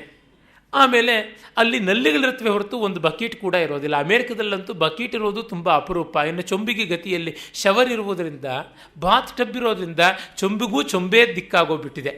ಅದೇ ಚೊಂಬೆತ್ಕೊಂಡು ಹೋಗಿಬಿಟ್ಟಿದೆ. ನಾಗರಿಕತೆ ಬದಲಾದಂತೆ ಆಗತ್ತೆ. ಅಂದರೆ ಆಯಾ ರೀತಿಯಾದ ಸಿಸ್ಟಮ್. ನಾನು ಅದನ್ನು ಹೇಳ್ತಾ ಇದ್ದೀನಿ. ನದಿಯ ನೀರು ಕೆರೆಯಿಂದ ನದಿಯಿಂದ ಬಂದು ಒಂದು ಮಾರ್ಗದ ಮೂಲಕ, ಕಾಲುವೆಗಳ ಮೂಲಕ ಬಂದು ಟ್ಯಾಂಕ್ ಅಂತ ನಾವು ಏನು ಹೇಳ್ತೀವಿ, ಮೇಲ್ದೊಟ್ಟಿ ಅಂತ ಕರಿಬೋದು ಅಚ್ಚಗನ್ನಡದಲ್ಲಿ. ಮೇಲ್ದೊಟ್ಟಿಗೆ ಬಂದು ಆ ಮೇಲ್ದೊಟ್ಟಿಯಿಂದ ನಮ್ಮ ಮನೆ ಬಾಗಿಲಿಗೆ ಬರಬೇಕು. ಅದಕ್ಕೆ ಪೈಪ್ ಸಿಸ್ಟಮ್ಗಳು, ಅದಕ್ಕೆ ಬೇಕಾದ ಪ್ಲಂಬಿಂಗು. ಈ ವ್ಯವಸ್ಥೆಯೇ ಶಾಸ್ತ್ರ, ಇನ್ನೇನೂ ಅಲ್ಲ. ಈ ವ್ಯವಸ್ಥೆಯನ್ನು ನಾವು ತೊಂದರೆ ಅಂತಂತೀವ? ಖಂಡಿತ ಇಲ್ಲ. ಇವತ್ತು ಈ ಮೇಲ್ ನನಗೆ ಬಹಳ ಕಷ್ಟ ಅನಿಸುತ್ತೆ. ಅಂದರೆ ಮೇಲ್ ಬಾಕ್ಸ್ ಓಪನ್ ಮಾಡೋದು ಹೇಗೆ ಅಂತ ಗೊತ್ತಾಗೋದಿಲ್ಲ, ಪಾಸ್ವರ್ಡ್ ಹೇಗೆ ಕೊಡಬೇಕು ಅಂತ ಗೊತ್ತಾಗೋದಿಲ್ಲ, ಎಂಟ್ರಿ ಹೇಗೆ ಮಾಡಬೇಕು ಅಂತ ಗೊತ್ತಾಗೋದಿಲ್ಲ, ಅಲ್ಲಿಗೆ ಕ್ಲಿಕ್ ಮಾಡಿಬಿಟ್ಟು ಹೇಗೆ ಪೋಸ್ಟ್ ಮಾಡಬೇಕು ಅಂತ ಗೊತ್ತಾಗೋಲ್ಲ ಅಂತಂದರೆ, ಅದೆಲ್ಲ ಗೊತ್ತಾದರೆ ನೋಡಿಪ್ಪ ಒಂದು ಪತ್ರವನ್ನು ಜಗತ್ತೆಲ್ಲರಿಗೂ ಹಂಚಿಬಿಡ್ಬೋದು. ಹಿಂದೆ ಎಲ್ಲ ಬರ್ತಾ ಇತ್ತು, ಅಯ್ಯಪ್ಪ ಕಾಗದಗಳು, ಶ್ರೀನಿವಾಸ ಕಾಗದಗಳು, ಸಾಯಿಬಾಬಾ ಕಾಗದಗಳು. ಈ ಕಾಗದಗಳನ್ನು 10 ಜನಕ್ಕೆ ನೀವು ಬರೆದು ಕಳಿಸದೇ ಇದ್ದರೆ ನಿಮಗೆ ವಾಂತಿ ಭೇದಿ ರೋಗ ಬರುತ್ತೆ, ನಿಮ್ಮ ಮನೇಲಿ ಪ್ಲೇಗು ಕಾಲರ ಬರುತ್ತೆ ಅಂತೆಲ್ಲ ಹೇಳಿಬಿಟ್ಟಿದ್ದನು. ಇದನ್ನು ಬರೆದು ಕಳಿಸಿದವರಿಗೆ ಪುತ್ರಾಭಿವೃದ್ಧಿಗೆ ಆಯಿತು, ಇನ್ಯಾವುದೋ ಲಾಟ್ರಿ ಹೊಡೀತು, ಇನ್ನು ಲಕ್ವಾ ಹೊಡೀತು, ಹೀಗೇನೇನೋ ಹೇಳ್ತಾರೆ. ಅವರಿಗೆಲ್ಲ ಇದು ಎಷ್ಟು ಚಕ್ಕನಿ ರಾಜಮಾರ್ಗಮು. ಎಲ್ಲಿ ಬೇಕಾದ್ರೂ ಕಳಿಸ್ಬೋದು, ಏನು ಬೇಕಾದ್ರೂ ಮಾಡಬಹುದು. ಆ ತರಹ ಆಗುತ್ತೆ. ಅಂದರೆ ಸೌಕರ್ಯ ಬೇಕಾದಷ್ಟು ಸ್ಪೆಷಲೈಸ್ ಆಗುವುದು ಅನಿವಾರ್ಯ. ಆದರೆ ಆ ಸೌಕರ್ಯ ಯಾವುದರಿಂದ ಆಗ್ತಾ ಇದೆ? ಅದರ ಅಂತರ್ದ್ರವ್ಯದಿಂದ ಆಗ್ತಾ ಇದೆ ಅಂತ. ಹೀಗಾಗಿ ಶಂಸನ ಶಾಸನಗಳು ಎಣ್ಣೆ ಸೀಗೆಕಾಯಿಗಳು ಅಲ್ಲವೇ ಅಲ್ಲ. ನೀರು ಪಾತ್ರೆ ಇದ್ದಂತೆ. ಹೀಗೆ ಈ ಶಾಸನ ಶಂಸನಗಳಿಗಿರುವ ವ್ಯವಸ್ಥೆ ನೋಡಿಕೊಂಡಾಗ ಶಾಸ್ತ್ರ ಅಂದರೆ ಎಂಥದ್ದು ಅಂತ ಗೊತ್ತಾಗುತ್ತೆ. ಇಷ್ಟು ವ್ಯಾಪಕವಾಗಿರುವಂಥದ್ದು ಶಾಸ್ತ್ರದ ಲಕ್ಷಣ. ಮತ್ತು ಬೇರೆ ಬೇರೆ ವಿಭಾಗಗಳಲ್ಲಿ ಶಾಸ್ತ್ರ ಬೇರೆ ಬೇರೆ ರೀತಿಯಲ್ಲಿ ಕೆಲಸ ಮಾಡುತ್ತೆ. ಈಗ ಕಲಾಶಾಸ್ತ್ರ ಅಂತ ಯಾವುದಿದೆ, the science of arts, it's entirely different from the science of sciences. ವಿಜ್ಞಾನಶಾಸ್ತ್ರಗಳ ಶಾಸ್ತ್ರತ್ವಕ್ಕೂ ಕಲಾಶಾಸ್ತ್ರಗಳ ಶಾಸ್ತ್ರತ್ವಕ್ಕೂ ವ್ಯತ್ಯಾಸ ಉಂಟು. ಹಾಗೆ ಸೋಷಿಯಲ್ ಸೈನ್ಸಸ್ ಅಂತ, ಸಮಾಜಶಾಸ್ತ್ರಗಳು ಅಂತ ಯಾವುದಿವೆ ಅವುಗಳಿಗೂ ಅದೇ ತರಹ ನಾವು ಯಾವುದನ್ನು ನಾರ್ಮಿಟಿವ್ ಸೈನ್ಸಸ್ ಅಂತ ಕರಿತೀವಿ, ಪ್ರಿಸ್ಕ್ರಿಪ್ಟಿವ್ ಸೈನ್ಸಸ್ ಅಂತ ಸೋಷಿಯಲ್ ಸೈನ್ಸಸ್, ಅವುಗಳಿಗೂ ಫಿಸಿಕಲ್ ಸೈನ್ಸಸ್, ಬಯೋಲಾಜಿಕಲ್ ಸೈನ್ಸಸ್, ಭೌತಿಕ ಶಾಸ್ತ್ರಗಳು ಮತ್ತು ಜೈವಿಕ ಶಾಸ್ತ್ರಗಳು, ಮನಃಶಾಸ್ತ್ರಗಳು, ಇವುಗಳಿಗೂ ವ್ಯತ್ಯಾಸ ಉಂಟು. ಈ ವ್ಯತ್ಯಾಸಗಳು ಅಲ್ಲಿಗಲ್ಲಿಗೆ ಚೌಕಟ್ಟಿಗೆ ಇರುವಂಥದ್ದೇ. ಏನು ಮಹಾ ವ್ಯತ್ಯಾಸ ಅಂದರೆ ಒಂದು ಸ್ವಲ್ಪ ಇರುತ್ತೆ ವ್ಯತ್ಯಾಸ. ಕಾಫಿ ಡೇಗೆ ಹೋದರೆ 30 ಕಾಫಿಗಳು ಕೊಡ್ತಾರೆ. ಏನಿದೆ ವ್ಯತ್ಯಾಸ? ಏನೂ ಇಲ್ಲ ಅಂತ ನನ್ನಂಥವ್ನು ಹೇಳ್ಬೋದು. ಕುಡಿದು ನೋಡಿದ್ರೆ ಗೊತ್ತಾಗುತ್ತೆ ಅಂತ ಹೇಳ್ತಾರೆ. ನೋಡಿದ್ರೆ ನಾವು ಹೇಳ್ಬೋದು, ಅಲ್ಲಿವರೆಗೂ ಬಾಯಿ ಮುಚ್ಕೊಂಡಿರಬೇಕು. ಅಷ್ಟಿಷ್ಟು ವ್ಯತ್ಯಾಸ ಇರುತ್ತೆ. ಆ ವ್ಯತ್ಯಾಸವನ್ನು ಗಮನಿಸಬಲ್ಲವರಿಗೆ, ಅದನ್ನು ಬಯಸಬಲ್ಲವರಿಗೆ ಉಂಟು. ಹೀಗಾಗಿ ನನಗದು ಬೇಡ ಅಂದರೆ ಇನ್ನೊಬ್ಬನಿಗೆ ಬೇಕಾಗಬಹುದು. ಹೀಗಾಗಿ ಪ್ರತಿಯೊಂದು ಶಾಸ್ತ್ರಕ್ಕೂ ಅದರ ಮರ್ಯಾದೆ ಅಂದರೆ ಎಲ್ಲೆ ಅಂತ, ಆಯಾ ಎಲ್ಲೆ, ಆಯಾ ಚೌಕಟ್ಟು ಇವೆಲ್ಲ ಇರುವಂಥದ್ದು. ಮತ್ತು ಒಂದು ಶಾಸ್ತ್ರದಲ್ಲಿ ಸಲ್ಲುವಂಥದ್ದು ಮತ್ತೊಂದು ಶಾಸ್ತ್ರದಲ್ಲಿ ಸಲ್ಲದೇ ಇರಬಹುದು. ಉದಾಹರಣೆಗೆ ನಮ್ಮ ಭಾರತೀಯವಾದ ಸಾಂಪ್ರದಾಯಿಕ ಶಾಸ್ತ್ರಗಳನ್ನೇ ತೆಗೆದುಕೊಳ್ಳೋಣ.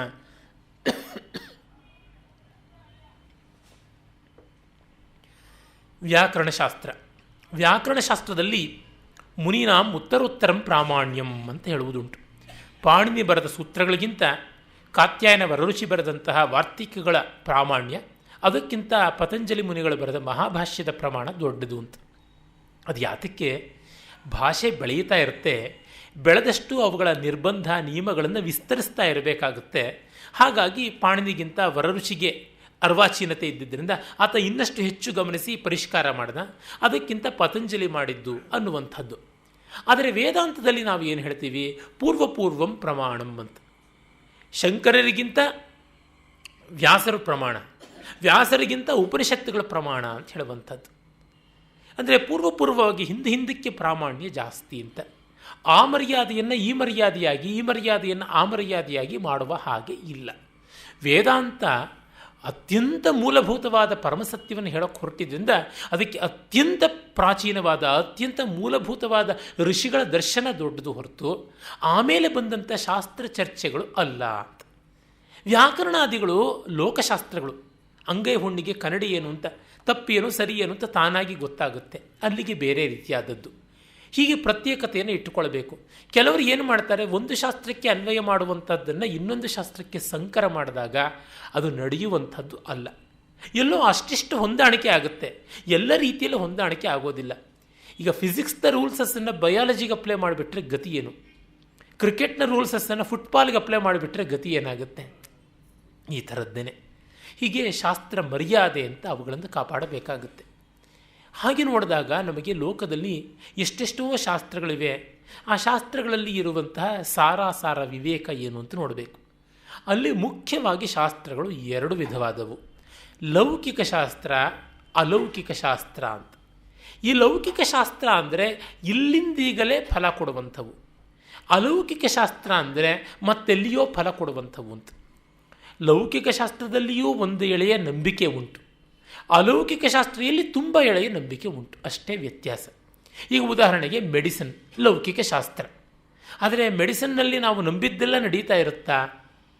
ನಮ್ಮ ತಂದೆಯವರಿಗೆ ಹೇಳಿದ್ರು, ಪ್ರೈಮರಿ ಸ್ಟೇಜ್ ಕ್ಯಾನ್ಸರು, ಬೇಗ ಕ್ಯೂರ್ ಆಗುತ್ತೆ, ಏನು ಯೋಚನೆ ಮಾಡ್ಕೋಬೇಡಿ, ಒಂದು ಕೋರ್ಸ್ ರೇಡಿಯೇಷನ್ ಟ್ರೀಟ್ಮೆಂಟ್ ಕೊಟ್ಟರೆ ಸಾಕು ಅಂತ ಹೇಳಿಬಿಟ್ಟಿದ್ನುವೆ. ಆಮೇಲೆ ಅದಾಗಲಿಲ್ಲ ಅಂತ 2 ಕೋರ್ಸ್ ಅಂದರು. ಅದು ಆಗಲಿಲ್ಲ, ಏನು ತೊಂದರೆ ಇಲ್ಲ, ಬಹಳ ಸಿಂಪಲ್, ಒಂದು ಆಪರೇಷನ್ ಮಾಡಿಬಿಡೋಣ ಅಂತಂದರು.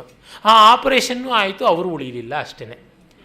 ಇದರಿಂದ ಈ ಲೌಕಿಕ ಶಾಸ್ತ್ರಕ್ಕೂ ಮಿತಿ ಇದೆ ಅಂತ ಗೊತ್ತಾಗುತ್ತಲ್ಲ. ಹೀಗೆ ಅಲ್ಲಿಯೂ ಕೂಡ ಒಂದು ಮಟ್ಟದ ನಂಬಿಕೆ, ಒಂದು ಮಟ್ಟದ ಕೈತೂಕ, ಬಾಯಿ ಬಣ್ಣಗಳು ಉಂಟು.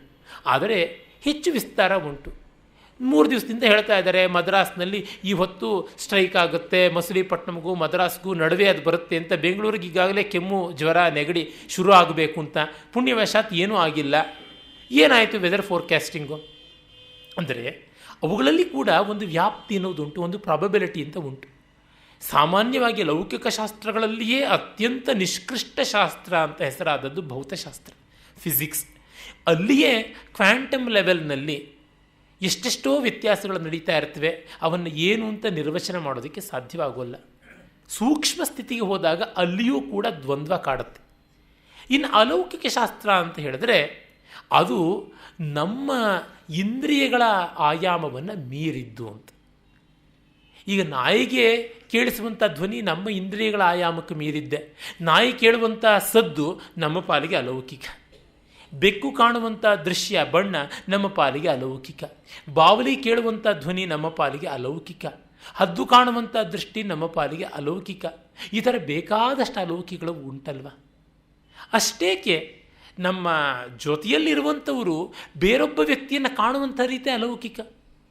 ಒಬ್ಬರಿಗೆ ಒಬ್ಬನಲ್ಲಿ ದೇವರ ಕಂಡು ನಮಗೆ ಆತನಲ್ಲಿ ದೆವ್ವ ಕಂಡ್ರೆ ನಾವು ಏನನ್ನಬೇಕು? ಅಲೌಕಿಕ ಅಂತ ಅನ್ನಬೇಕು. ನಮ್ಮ ಕೈತೂಕ, ಬಾಯಿ ಬಣ್ಣಗಳು ಅವರದಕ್ಕೂ ಹೊಂದಿಕೆ ಬರ್ತಾ ಇಲ್ಲ ಅಂತ. ಈ ನಮ್ಮ ಮತಾಚಾರಗಳಲ್ಲೆಲ್ಲ ಅವು ಕಾಣುತ್ತವೆ. ಹಾಗೆ ಕಂಡೊಡನೆಯೇ ಅಲ್ಲಿ ಏನನ್ನು ಒಪ್ಕೊಳ್ಬೇಕು? ನಾವು ನಿಜವಾಗಿ ನಂಬುತ್ತಿದ್ದೀವಾ ಇಲ್ಲವಾ ಅಂತ ಅಂದ್ಕೋಬೇಕು. ನಿಜವಾಗಿ ನಂಬಿಕೆ ಇದ್ದವನಿಗೆ ಪ್ರಶ್ನೆ ಬರುವುದೇ ಇಲ್ಲ. ನಂಬುದೇ ಇದ್ದರೆ ಬಿಟ್ಟು ಬಿಡಬೇಕಷ್ಟೇ. ಅದು ಬಿಟ್ಟು ಅಲ್ಲೂ ಅಲ್ಲ ಇಲ್ಲೂ ಅಲ್ಲ ಅಂತ ಹೊಯ್ದಾಟ ಮಾಡುವಂಥದ್ದು ಇದೆಯಲ್ಲ, ಅದು ಏನನ್ನು ತೋರಿಸುತ್ತೆ ಅಂದರೆ ನಮಗೆ ಎರಡೂ ಸಲ್ಲದೇ ಇರುವಂಥದ್ದಾಗಿದೆ ಅಂತ. ಅದಕ್ಕಿರುವುದೇನು ಪರಿಹಾರ? ಒದ್ದಾಡುವುದಷ್ಟೇ, ಇನ್ನೇನೂ ಇಲ್ಲ. ಇಲ್ಲ ಅಲ್ಲಿಗೋ ಇಲ್ಲ ಇಲ್ಲಿಗೋ ಸೇರಿಕೊಳ್ಬೇಕು. You should be a religious person or a non religious person. ನೀನು ಥಿಯಿಸ್ಟ್ ಆಗಬೇಕು, ಇಲ್ಲ ಏಥಿಯಿಸ್ಟ್ ಆಗಬೇಕು. ಅದೆರಡೂ ಬಿಟ್ಟು ಮಧ್ಯದಲ್ಲಿ ಏನೋ ಆಗ್ತೀನಿ ಅನ್ನೋದಕ್ಕೆ ತೃತೀಯ ಪ್ರಕೃತಿಗೆ ಅವಕಾಶ ಇಲ್ಲ, ಇಲ್ಲಿ ಸಾಧ್ಯ ಇಲ್ಲ ಅಂತ ಅನ್ನೋದಷ್ಟೇ. ಹಾಗಿದ್ದರೆ ಒದ್ದಾಟ. ನಂಬದಿರ್ದನು ತಂದೆ ನಂಬಿದನು ಪ್ರಹ್ಲಾದ, ಕಂಬದಿನೋ ಬಿಂಬದಿನೋ ಮೋಕ್ಷವರಿಂಗಾಯಿತು. ನಂಬಿಯೂ ನಂಬದಿರು ವಿಬ್ಬಂದಿತಾನೆ ನಾವುಗಳು, ಸಿಂಬಳದಿ ನೋಣದಂತೆ ಮಂಕುತಿಮ್ಮ. ಒದ್ದಾಟ ಮಾಡಲೇಬೇಕು, ಬೇರೆ ಗತ್ಯಂತರ ಇಲ್ಲ. ಹಾಗಾಗಿ ನಮಗೆ ಇರುವಂಥದ್ದೇನು, ಮತಾಚಾರದಲ್ಲಿ ಪ್ರಶ್ನೆಯೇ ಇಲ್ಲ, ಒಪ್ಪಬೇಕು ಇಲ್ಲ ಬಿಡಬೇಕು. ಮತ್ತೊಂದು ದಾರಿ ಉಂಟಾ? ಇವುಗಳ ಚೌಕಟ್ಟು ಇಷ್ಟೇ ಅಂತ ತಿಳ್ಕೊಳ್ಳುವ ಯಥಾರ್ಥವಾದ ದರ್ಶನದ ದೃಷ್ಟಿ. ಇದು ಇಷ್ಟೇ ಮಾಡುವಂಥದ್ದು, ಅದಕ್ಕಿಂತ ಹೆಚ್ಚಲ್ಲ. ಇದಿನ್ಯಾವುದೋ ಪ್ರಯೋಜನ ಉದ್ದೇಶಿಸಿ ಮಾಡಿರುವಂಥದ್ದು, ಆ ಪ್ರಯೋಜನಕ್ಕಾಗಿ ಹೊರತು ಇನ್ನೇನು ಅಲ್ಲ ಅಂತ. ಅದನ್ನು ತಿಳ್ಕೊಳ್ಳೋದಕ್ಕೆ ನಮಗೆ ದರ್ಶನದ ಕಡೆಗೆ ಹೋಗಬೇಕಾಗತ್ತೆ. ಅದು ಶಾಸ್ತ್ರದ ಹೃದಯ ಭಾಗ. ನಮ್ಮ ಬದುಕಿನಲ್ಲಿ ಬಹಳಷ್ಟು ನಾವು ಪ್ರಶ್ನೆಗಳು ಅಂತ ಆಚಾರ ವಿಚಾರದ ಬಗ್ಗೆ, ಸಂಸ್ಕೃತಿಯ ಬಗ್ಗೆ ಅಂತ ಹೇಳೋದಿಲ್ಲ, ಈ ಕರ್ಮಕಾಂಡಕ್ಕೆ ಸಂಬಂಧಪಟ್ಟಿದ್ದು ನಂಬಿಕೆಯ ಪ್ರಪಂಚದ್ದಾಗಿರುತ್ತೆ. ದುರ್ದೈವ ಅನುಭವ ಪ್ರಪಂಚದ ಪ್ರಶ್ನೆಗಳನ್ನು ಕೇಳಿಕೊಂಡ್ರೆ ತನ್ನಂತೆ ತಾನೇ ನಂಬಿಕೆಯ ಪ್ರಪಂಚದ ಪ್ರಶ್ನೆಗಳಿಗೆ ಉತ್ತರ ಹೊಳೆದು ಬಿಡುತ್ತೆ. ಆದರೆ ನಮ್ಮ ನಂಬಿಕೆಗಳ ಬಗ್ಗೆ ನಾವು ಎಷ್ಟು ಕಾತರರಾಗಿರ್ತೀವಿ ಅಂದರೆ ಅದನ್ನು ಮುಟ್ಟಿದ್ರೆ ಎಲ್ಲಿ ಮುರಿದು ಹೋಗುತ್ತೋ ಅಂತ. ಅಷ್ಟು ಮುರಿದು ಹೋಗುವುದು ಹೋಗಲಿ ಅಂತ ನಾನು ಹೇಳುವಂಥದ್ದು. ಅದು ಯಾತಕ್ಕಿರಬೇಕು? ಎ.ಜಿ. ಗಾರ್ಡಿನರ್ ಅಂತ ಆತ ಭಾಳ ಚೆನ್ನಾಗಿ ಒಂದು ಲಲಿತ ಪ್ರಬಂಧ ಬರೆದದ್ದುಂಟು. ಒಂದು ಪ್ರಯಾಣದಲ್ಲಿ ಇಬ್ಬರು ಮುದುಕಿಯರು ಪಕ್ಕ ಕೂತ್ಕೊಂಡು ತಕರಾರು ಮಾಡ್ತಿರ್ತಾರೆ. ಕಿಟಕಿ ತೆಗೆದ್ರೆ ನಾನು ಸಾಯ್ತೀನಿ ಅಂತ ಚಳಿಗಾಳಿಗೆ ಒಬ್ಬಳು, ಕಿಟಕಿ ತೆಗೆದೇ ಇದ್ದರೆ ಉಸಿರು ಕಟ್ಟಿ ನಾನು ಸಾಯ್ತೀನಿ ಅಂತ. ಆಗ ಒಮ್ಮೆ ಕಿಟಕಿ ತೆಗೆದು ಒಮ್ಮೆ ಮುಚ್ಚುವ ಕೆಲಸ ಮಾಡಬೇಕಾಗುತ್ತೆ. ಇಬ್ಬರು ಪೀಡೆ ಬಿಟ್ಟು ಹೋಗಿ ನಿಶ್ಚಿಂತೆ ಆಯಿತು ಅಂತ. ಆ ತರಹ ಆಗುವುದಲ್ಲ.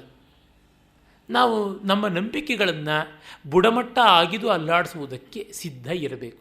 ಹಾಗೆ ಸಿದ್ಧ ಇದ್ದವರಿಗೆ ಮಾತ್ರ ಜಿಜ್ಞಾಸಾ ಭೂಮಿ, ಇಲ್ಲವಾದರೆ ಜಿಜ್ಞಾಸಾ ಭೂಮಿ ಅಲ್ಲ. ಆದರೆ ಏನು ನಮಗೆ ಗತಿ ಏನು ಅಂತಂದರೆ, ಇಲ್ಲ ಗತಿ ಅಷ್ಟೇ, ಪಾಸಾಗಬೇಕು ಇಲ್ಲ ಫೇಲ್ ಆಗಬೇಕು, ಎರಡೂ ಆಗದೆ ಇರುವಂಥ ಒಂದು ಪರೀಕ್ಷೆ ಅನ್ನೋದು ಉಂಟಾ? ಇಲ್ಲವಲ್ಲ. ಆ ನಿರ್ದಾಕ್ಷಿಣ್ಯವಾದಂಥ ಸ್ಥಿತಿಯನ್ನು ನಾವು ಮುಟ್ಟಲೇಬೇಕಾಗುತ್ತೆ. ಹಾಗೆ ಕಂಡಾಗ ನಾವು ಯಾತಕ್ಕಾಗಿ ನಂಬುತ್ತೀವಿ, ನಮ್ಮ ನಂಬಿಕೆಗಳ ಸ್ವರೂಪ ಏನು, ಅದನ್ನು ಕುರಿತು ಚರ್ಚೆ ಮಾಡಬೇಕು. ಯಾವುದನ್ನು ಕಾಣೋದಿಲ್ವೋ, ಕಾಣುವುದಕ್ಕೆ ಆಗಿಲ್ವೋ ಅದನ್ನು ಅಂಗೀಕರಿಸೋದು ನಂಬಿಕೆ. ಸುಲಭವಾಗಿ ಎಲ್ಲರೂ ಹೇಳ್ತೀವಿ. ಪ್ರತಿಯೊಂದು ವಿದ್ಯೆಯಲ್ಲಿಯೂ ಆ ನಂಬಿಕೆ ಅನ್ನೋದು ಇದ್ದೇ ಇರುತ್ತೆ. ಆದರೆ ಎಷ್ಟು ಮಟ್ಟಿಗೆ ಅದು ನಾವು ಕಾಣಬಹುದು, ಎಷ್ಟು ಮಟ್ಟಿಗೆ ಅದನ್ನು ಬಿಡಬಹುದು ಅನ್ನುವ ವ್ಯತ್ಯಾಸ ಉಂಟು. ಪ್ರಾಬಬಿಲಿಟಿ ಇಷ್ಟಾಗತ್ತೆ ಅನ್ನೋದ್ರ ಮೇಲೆ. ಈಗ ನಾವು ಒಂದು ಬಸ್ಸಿಗೆ ನಿಲ್ಲೋದ್ರಿಂದ, ಸ್ಟಾಕ್ ಮಾರ್ಕೆಟ್ಗೆ ಇನ್ವೆಸ್ಟ್ ಮಾಡೋದ್ರಿಂದ ಮೊದಲುಗೊಂಡು ಎಲ್ಲ ಈ ಪ್ರಾಬಬಿಲಿಟಿಯ ಮೇಲೆ ನಿಂತಿರುವಂಥದ್ದು.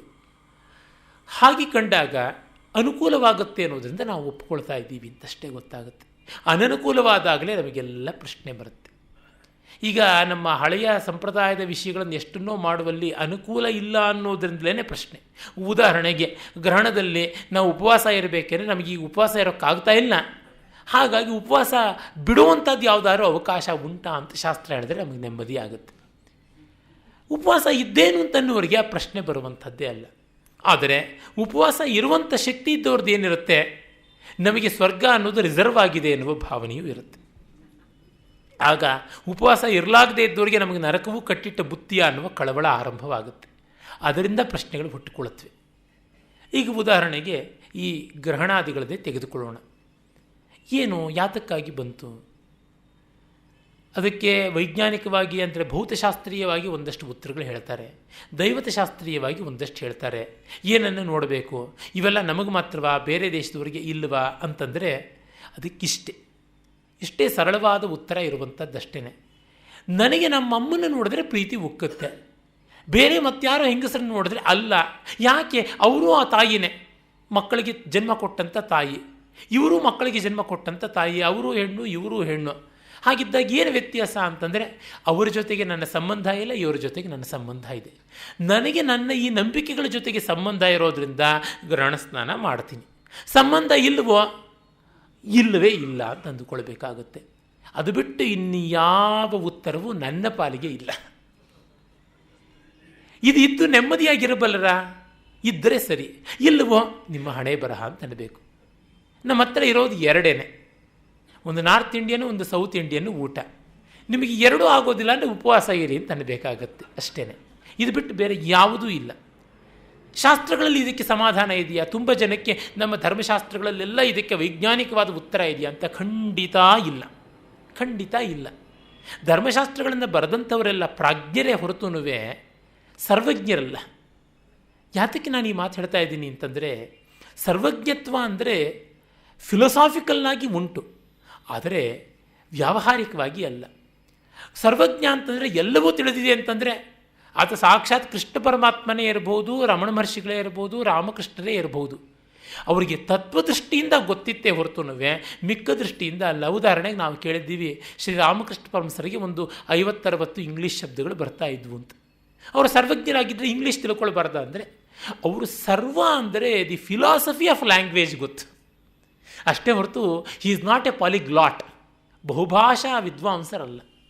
ಪರ್ಟಿಕ್ಯುಲಾರಿಟಿ ಎನ್ನುವುದಲ್ಲ.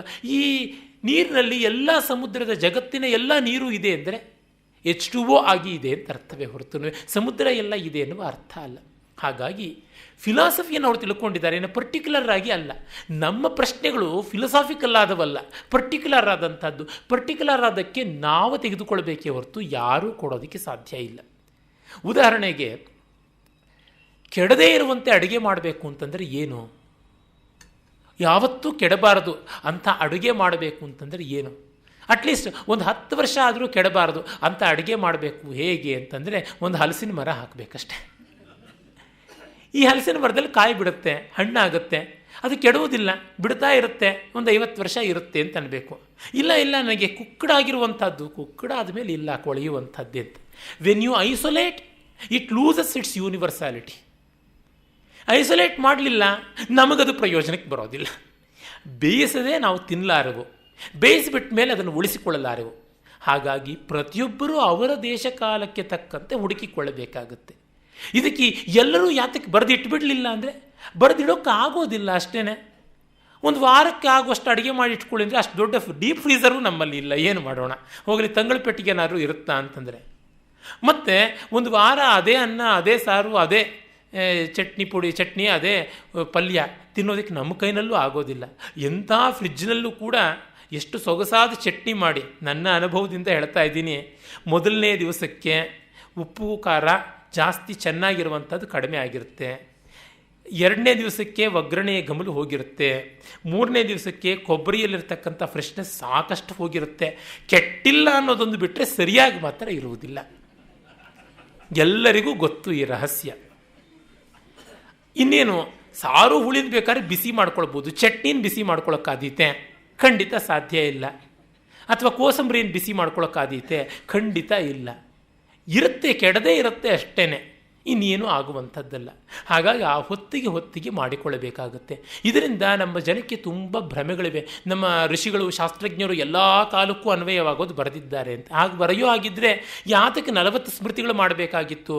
ಕಾಲೇ ಕಾಲೇ ನವಾಚಾರ ನವಾವಾಣಿ ಗೃಹೇ ಮುಖೇ ಅಂತ ಕಾಲಕ್ಕೆ ಹೊಸ ಆಚಾರಗಳು, ಹೊಸ ಮಾತುಗಳು ಖಂಡಿತ ಮಾಡಬೇಕಾಗಿರಲಿಲ್ಲ. ಮತ್ತು ಇನ್ನು ಏನು ಮಾಡಬೇಕು ಇಂಥ ಪ್ರಶ್ನೆಗಳೆಲ್ಲ ಬಂದಾಗ? ನಾವು ಒಬ್ಬ ಗುರು ಅಂತ ಇಟ್ಕೊಳ್ಬೇಕು. ನಮಗೆ ನಂಬಿಕೆ ಇದ್ದರೆ ಅವನು ಹೇಳಿದ್ದನ್ನು ನಾವು ಒಪ್ಕೊಳ್ಬೇಕು. ಇಲ್ಲ, ನಿನಗೆ ನೀನೇ ಗುರುವು ಮಂಕುತಿಮ್ಮ ಅಂತ ತನ್ನ ಶಿಲುಬೆಯ ತಾನೇ ಹೊತ್ತನಲ್ಲ ಗುರು ಏಸು, ನಮಗೆ ನಾವೇ ಮಾಡಿಕೊಳ್ಬೇಕು. ಅದಕ್ಕಿರುವ ದಾರಿ ಏನೋ ವ್ಯಾಸಂಗ. ಪ್ರತಿಯೊಂದು ಶಾಸ್ತ್ರಗಳನ್ನು ವ್ಯಾಸಂಗ ಮಾಡೋಕ್ಕೆ ಬದಲಾಗಿ ಎಲ್ಲ ಶಾಸ್ತ್ರಗಳ ಹೃದಯ ರೂಪವಾದ ಫಿಲಾಸಫಿಯನ್ನು ವ್ಯಾಸಂಗ ಮಾಡಿದ್ರೆ ನಿರಪೇಕ್ಷ ಯಾವುದು, ಸಾಪೇಕ್ಷ ಯಾವುದು ಅಂತ ತನ್ನಂತೆ ತಾನೇ ಗೊತ್ತಾಗುತ್ತೆ. ಹಾಗೆ ಮಾಡಿಕೊಳ್ಬೇಕೇ ಹೊರತು ಮತ್ತಾವುದೂ ಇಲ್ಲ. ಆಮೇಲೆ ನಮಗೆ ತುಂಬ ಬಾರಿ ಪ್ರಶ್ನೆಗಳೆಲ್ಲ ಕಾಡುವುದಕ್ಕೆ ಶಾಸ್ತ್ರದಲ್ಲಿ, ಅದರೊಳಗೂ ಈ ಅಲೌಕಿಕವಾದ ನಂಬಿಕೆಯೇ ಪ್ರಧಾನವಾದ ಶಾಸ್ತ್ರಗಳಲ್ಲಿ ಕಾಡುವುದಕ್ಕೆ ಮುಖ್ಯ ಕಾರಣ ಏನೆಂದರೆ ಇನ್ಸೆಕ್ಯೂರಿಟಿ ಫೀಲಿಂಗ್. ಮನುಷ್ಯನಿಗೆ ಇನ್ಸೆಕ್ಯೂರಿಟಿ ಫೀಲಿಂಗಿಂದಲೇ ತುಂಬ ದೊಡ್ಡ ಅನರ್ಥ ಆಗಿರುವಂಥದ್ದು. ಸೆಕ್ಯೂರಿಟಿ ಇದ್ದವನು ಯಾವತ್ತೂ ತಲೆ ಕೆಡಿಸ್ಕೊಳ್ಳೋದಿಲ್ಲ. ಟ್ರೈನಲ್ಲಿ ಹೋಗ್ತಾ ಇದ್ದಾಗ ಈ ಟ್ರೈನ್ಗೆ ಆಕ್ಸಿಡೆಂಟ್ ಆಗುತ್ತೇನೋ ಅಂದ್ಬಿಟ್ಟ ಮೇಲೆ ಆ ರಾತ್ರಿ ಅವನಿಗೆ ನಿದ್ರೆ ಬರೋಲ್ಲ ಅಂತ ಅರ್ಥ. ಇಲ್ಲ, ಹೋಗುತ್ತೆ ಅಂತಂತಿದ್ದವನು ಹಾಯಾಗಿ ನಿದ್ರೆ ಮಾಡ್ತಾನೆ. ನಮಗೆ ಇನ್ಸೆಕ್ಯೂರಿಟಿ ಫೀಲಿಂಗ್ ಯಾತಕ್ಕೆ ಬರುತ್ತೆ, ಗಿಲ್ಟ್ ಯಾತಕ್ಕೆ ಕಾಡುತ್ತೆ ಅಂತ ನೋಡಿದ್ರೆ, ನಾವು ಯಾವುದೋ ಒಂದು ನಮ್ಮ ಯೋಗ್ಯತೆಗೆ ಮೀರಿದ್ದನ್ನು ಅಲ್ಲಿಂದ ನಿರೀಕ್ಷೆ ಮಾಡ್ತಿದ್ದೀವಿ ಅಂತ ಅರ್ಥ. ನಮ್ಮ ಯೋಗ್ಯತೆಗೆ ಮೀರದೇ ಇದ್ದದ್ದನ್ನು ನಿರೀಕ್ಷೆ ಮಾಡಿದ್ರೆ ನಮಗೆ ಅಂಥ ಕಷ್ಟ ಆಗೋದಿಲ್ಲ. ನಮ್ಮ ಯೋಗ್ಯತೆಗೆ ಅರ್ಹತೆಗೆ ಮೀರಿದ್ದನ್ನು ನಿರೀಕ್ಷೆ ಮಾಡುವುದೇ ವರ ನಿರೀಕ್ಷೆ ಅಂತ ಕರಿತೀವಿ. ವರ ಅನ್ನೋದು ನಮ್ಮ ಅರ್ಹತೆಗೆ ಮೀರಿದ್ದನ್ನು ಕೊಡುವಂಥದ್ದು. ನಮ್ಮ ಅರ್ಹತೆಗೆ ಆಗುವಂಥದ್ದನ್ನು ಕೊಟ್ಟದ್ದನ್ನು ವರ ಅಂತ ಅನ್ನೋದಿಲ್ಲ, ದಾನ ಅಂತೀವಿ, ಅಥವಾ ಸಂಬಳ, ವೇತನ ಅಂತ ಕರಿತೀವಿ. ಸಂಬಳ ನಮ್ಮ ಅರ್ಹತೆಗೆ ತಕ್ಕಂತೆ ಬರುತ್ತೆ, ದಾನ ನಮ್ಮ ಯೋಗ್ಯತೆಯನ್ನು ನೋಡ್ಕೊಂಡು ಕೊಡುವಂಥದ್ದು. ವರ ಹಾಗಲ್ಲ, ಗ್ರ್ಯಾಂಟ್ ಮಾಡುವಂಥದ್ದು. ಗ್ರ್ಯಾಂಟ್ಸ್ ಎಲ್ಲ ಕೊಡುವುದು ಹಾಗೇನೆ. ಈ ಸರ್ಕಾರ ಎಲ್ರಿಗೂ ವರ ಕೊಡ್ತಾ ಇದೆ, ಅದರಿಂದಲೇ ಅದು ಶಾಪವಾಗುತ್ತೆ. ನಮ್ಮ ಪರಂಪರೆಯಲ್ಲಿ ಇನ್ನೂ ಒಂದು ನಂಬಿಕೆ ಉಂಟು, ವರಗಳನ್ನು ಬಯಸಬೇಡಿ, ಅವು ಆದಾವು ಅಂತ. ಕಾರಣ ನಮ್ಮ ಅರ್ಹತೆಗೆ ಮೀರಿದಂಥವು ಅವು ಹೇಗೆ ಪರಿಣಮಿಸುತ್ತೆ ಅಂತ ಗೊತ್ತಿಲ್ಲ. We don't know how to use it, how to manage it ಅನ್ನುವಂಥದ್ದು. ಹೀಗೆ ಇವೆಲ್ಲ ಇರುವ ಕಾರಣ ನಮ್ಮ ಶಾಸ್ತ್ರ ಸಂಬಂಧಿಯಾದಂಥದ್ದು ಅನ್ನುವಾಗ ಅಲೌಕಿಕ ಶಾಸ್ತ್ರ ಸಂಬಂಧಿಯಾದದ್ದು, ಪಾರಂಪರಿಕವಾದ ವೈದಿಕ ಆಗಮಿಕ ಶಾಸ್ತ್ರ ಸಂಬಂಧಿಯಾದ ಎಷ್ಟೆಷ್ಟೋ ವಿವರಗಳಿಗೆ ಉತ್ತರ ಅನ್ನುವುದು ಏಕವಾಕ್ಯದಲ್ಲಿ ಇರುವುದಿಲ್ಲ. ದೇಶ ಕಾಲ ಎಲ್ಲವನ್ನ ನೋಡಿ ಹೇಳುವಂಥದ್ದಾಗಿರುತ್ತೆ. ಅದರಿಂದಲೇ ಬ್ರಹ್ಮೀಭೂತರಾದ ಚಂದ್ರಶೇಖರ ಭಾರತೀ ಸ್ವಾಮಿಗಳು 4-5 ಜನ ಕೂತ್ಕೊಂಡಿದ್ದಾಗ ಒಬ್ಬರು ಯಾರೋ ಕೇಳಿದ್ರೆ ಪ್ರಶ್ನೆ, ಅವರಿಗೆ ಉತ್ತರ ಕೊಟ್ಟು ಮಿಕ್ಕವರಿಗೆ ಇದು ನಿಮಗಲ್ಲ ಉತ್ತರ ಅಂತ ಹೇಳೋರಂತೆ. ಯಾಕೆಂದರೆ ಅವರಿಗೆ ಆ ಉತ್ತರ ಬೇರೆ ರೀತಿಯಲ್ಲಿಯೇ ಅರ್ಥವಾದೀತು. ಡಾಕ್ಟರ್ ಶಾಪ್ನಲ್ಲಿ ಯಾರಿಗೋ ಯಾವುದಕ್ಕೋ ಒಂದು ಔಷಧ ಅಂತ ಹೇಳಿದ್ರೆ ಮಿಕ್ಕವರು ಕೇಳಿಸ್ಕೊಂಡು ತೊಗೊಂಡ್ಬಿಟ್ಟಂತೆ ಆಗುತ್ತೆ. ಅದು ಬೇರೆ ಬೇರೆ ರೀತಿಯಲ್ಲಿ.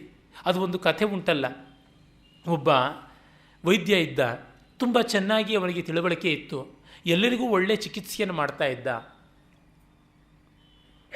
ಅವನಿಗೆ ಬಡವರು ಬಂದರೆ ಒಂದು ಸುಲಭದ ಚಿಕಿತ್ಸೆ ಹೇಳ್ತಾ ಇದ್ದ, ಶ್ರೀಮಂತರ ಬಂದರೆ ಸ್ವಲ್ಪ ಕಷ್ಟದ ಚಿಕಿತ್ಸೆ ಹೇಳ್ತಾ ಇದ್ದ. ಅಂದರೆ ದುಬಾರಿ ಚಿಕಿತ್ಸೆ, ಬಡವರಿಗೆ ಅಗ್ಗದ ಚಿಕಿತ್ಸೆ ಹೇಳ್ತಿದ್ದ. ಅದರಿಂದ ಒಬ್ಬ ಲೋಭಿಗೆ ಅನಾರೋಗ್ಯವಾಯಿತು. ಅವನು ಏನು ಮಾಡ್ದ, ಬಡವನಂತೆ ವೇಷ ಹಾಕ್ಕೊಂಡು ಬಂದು ಕೇಳ್ದ, ನನಗೆ ಚಿಕಿತ್ಸೆ ಆಗಬೇಕು ಬಡವ ಅಂತ.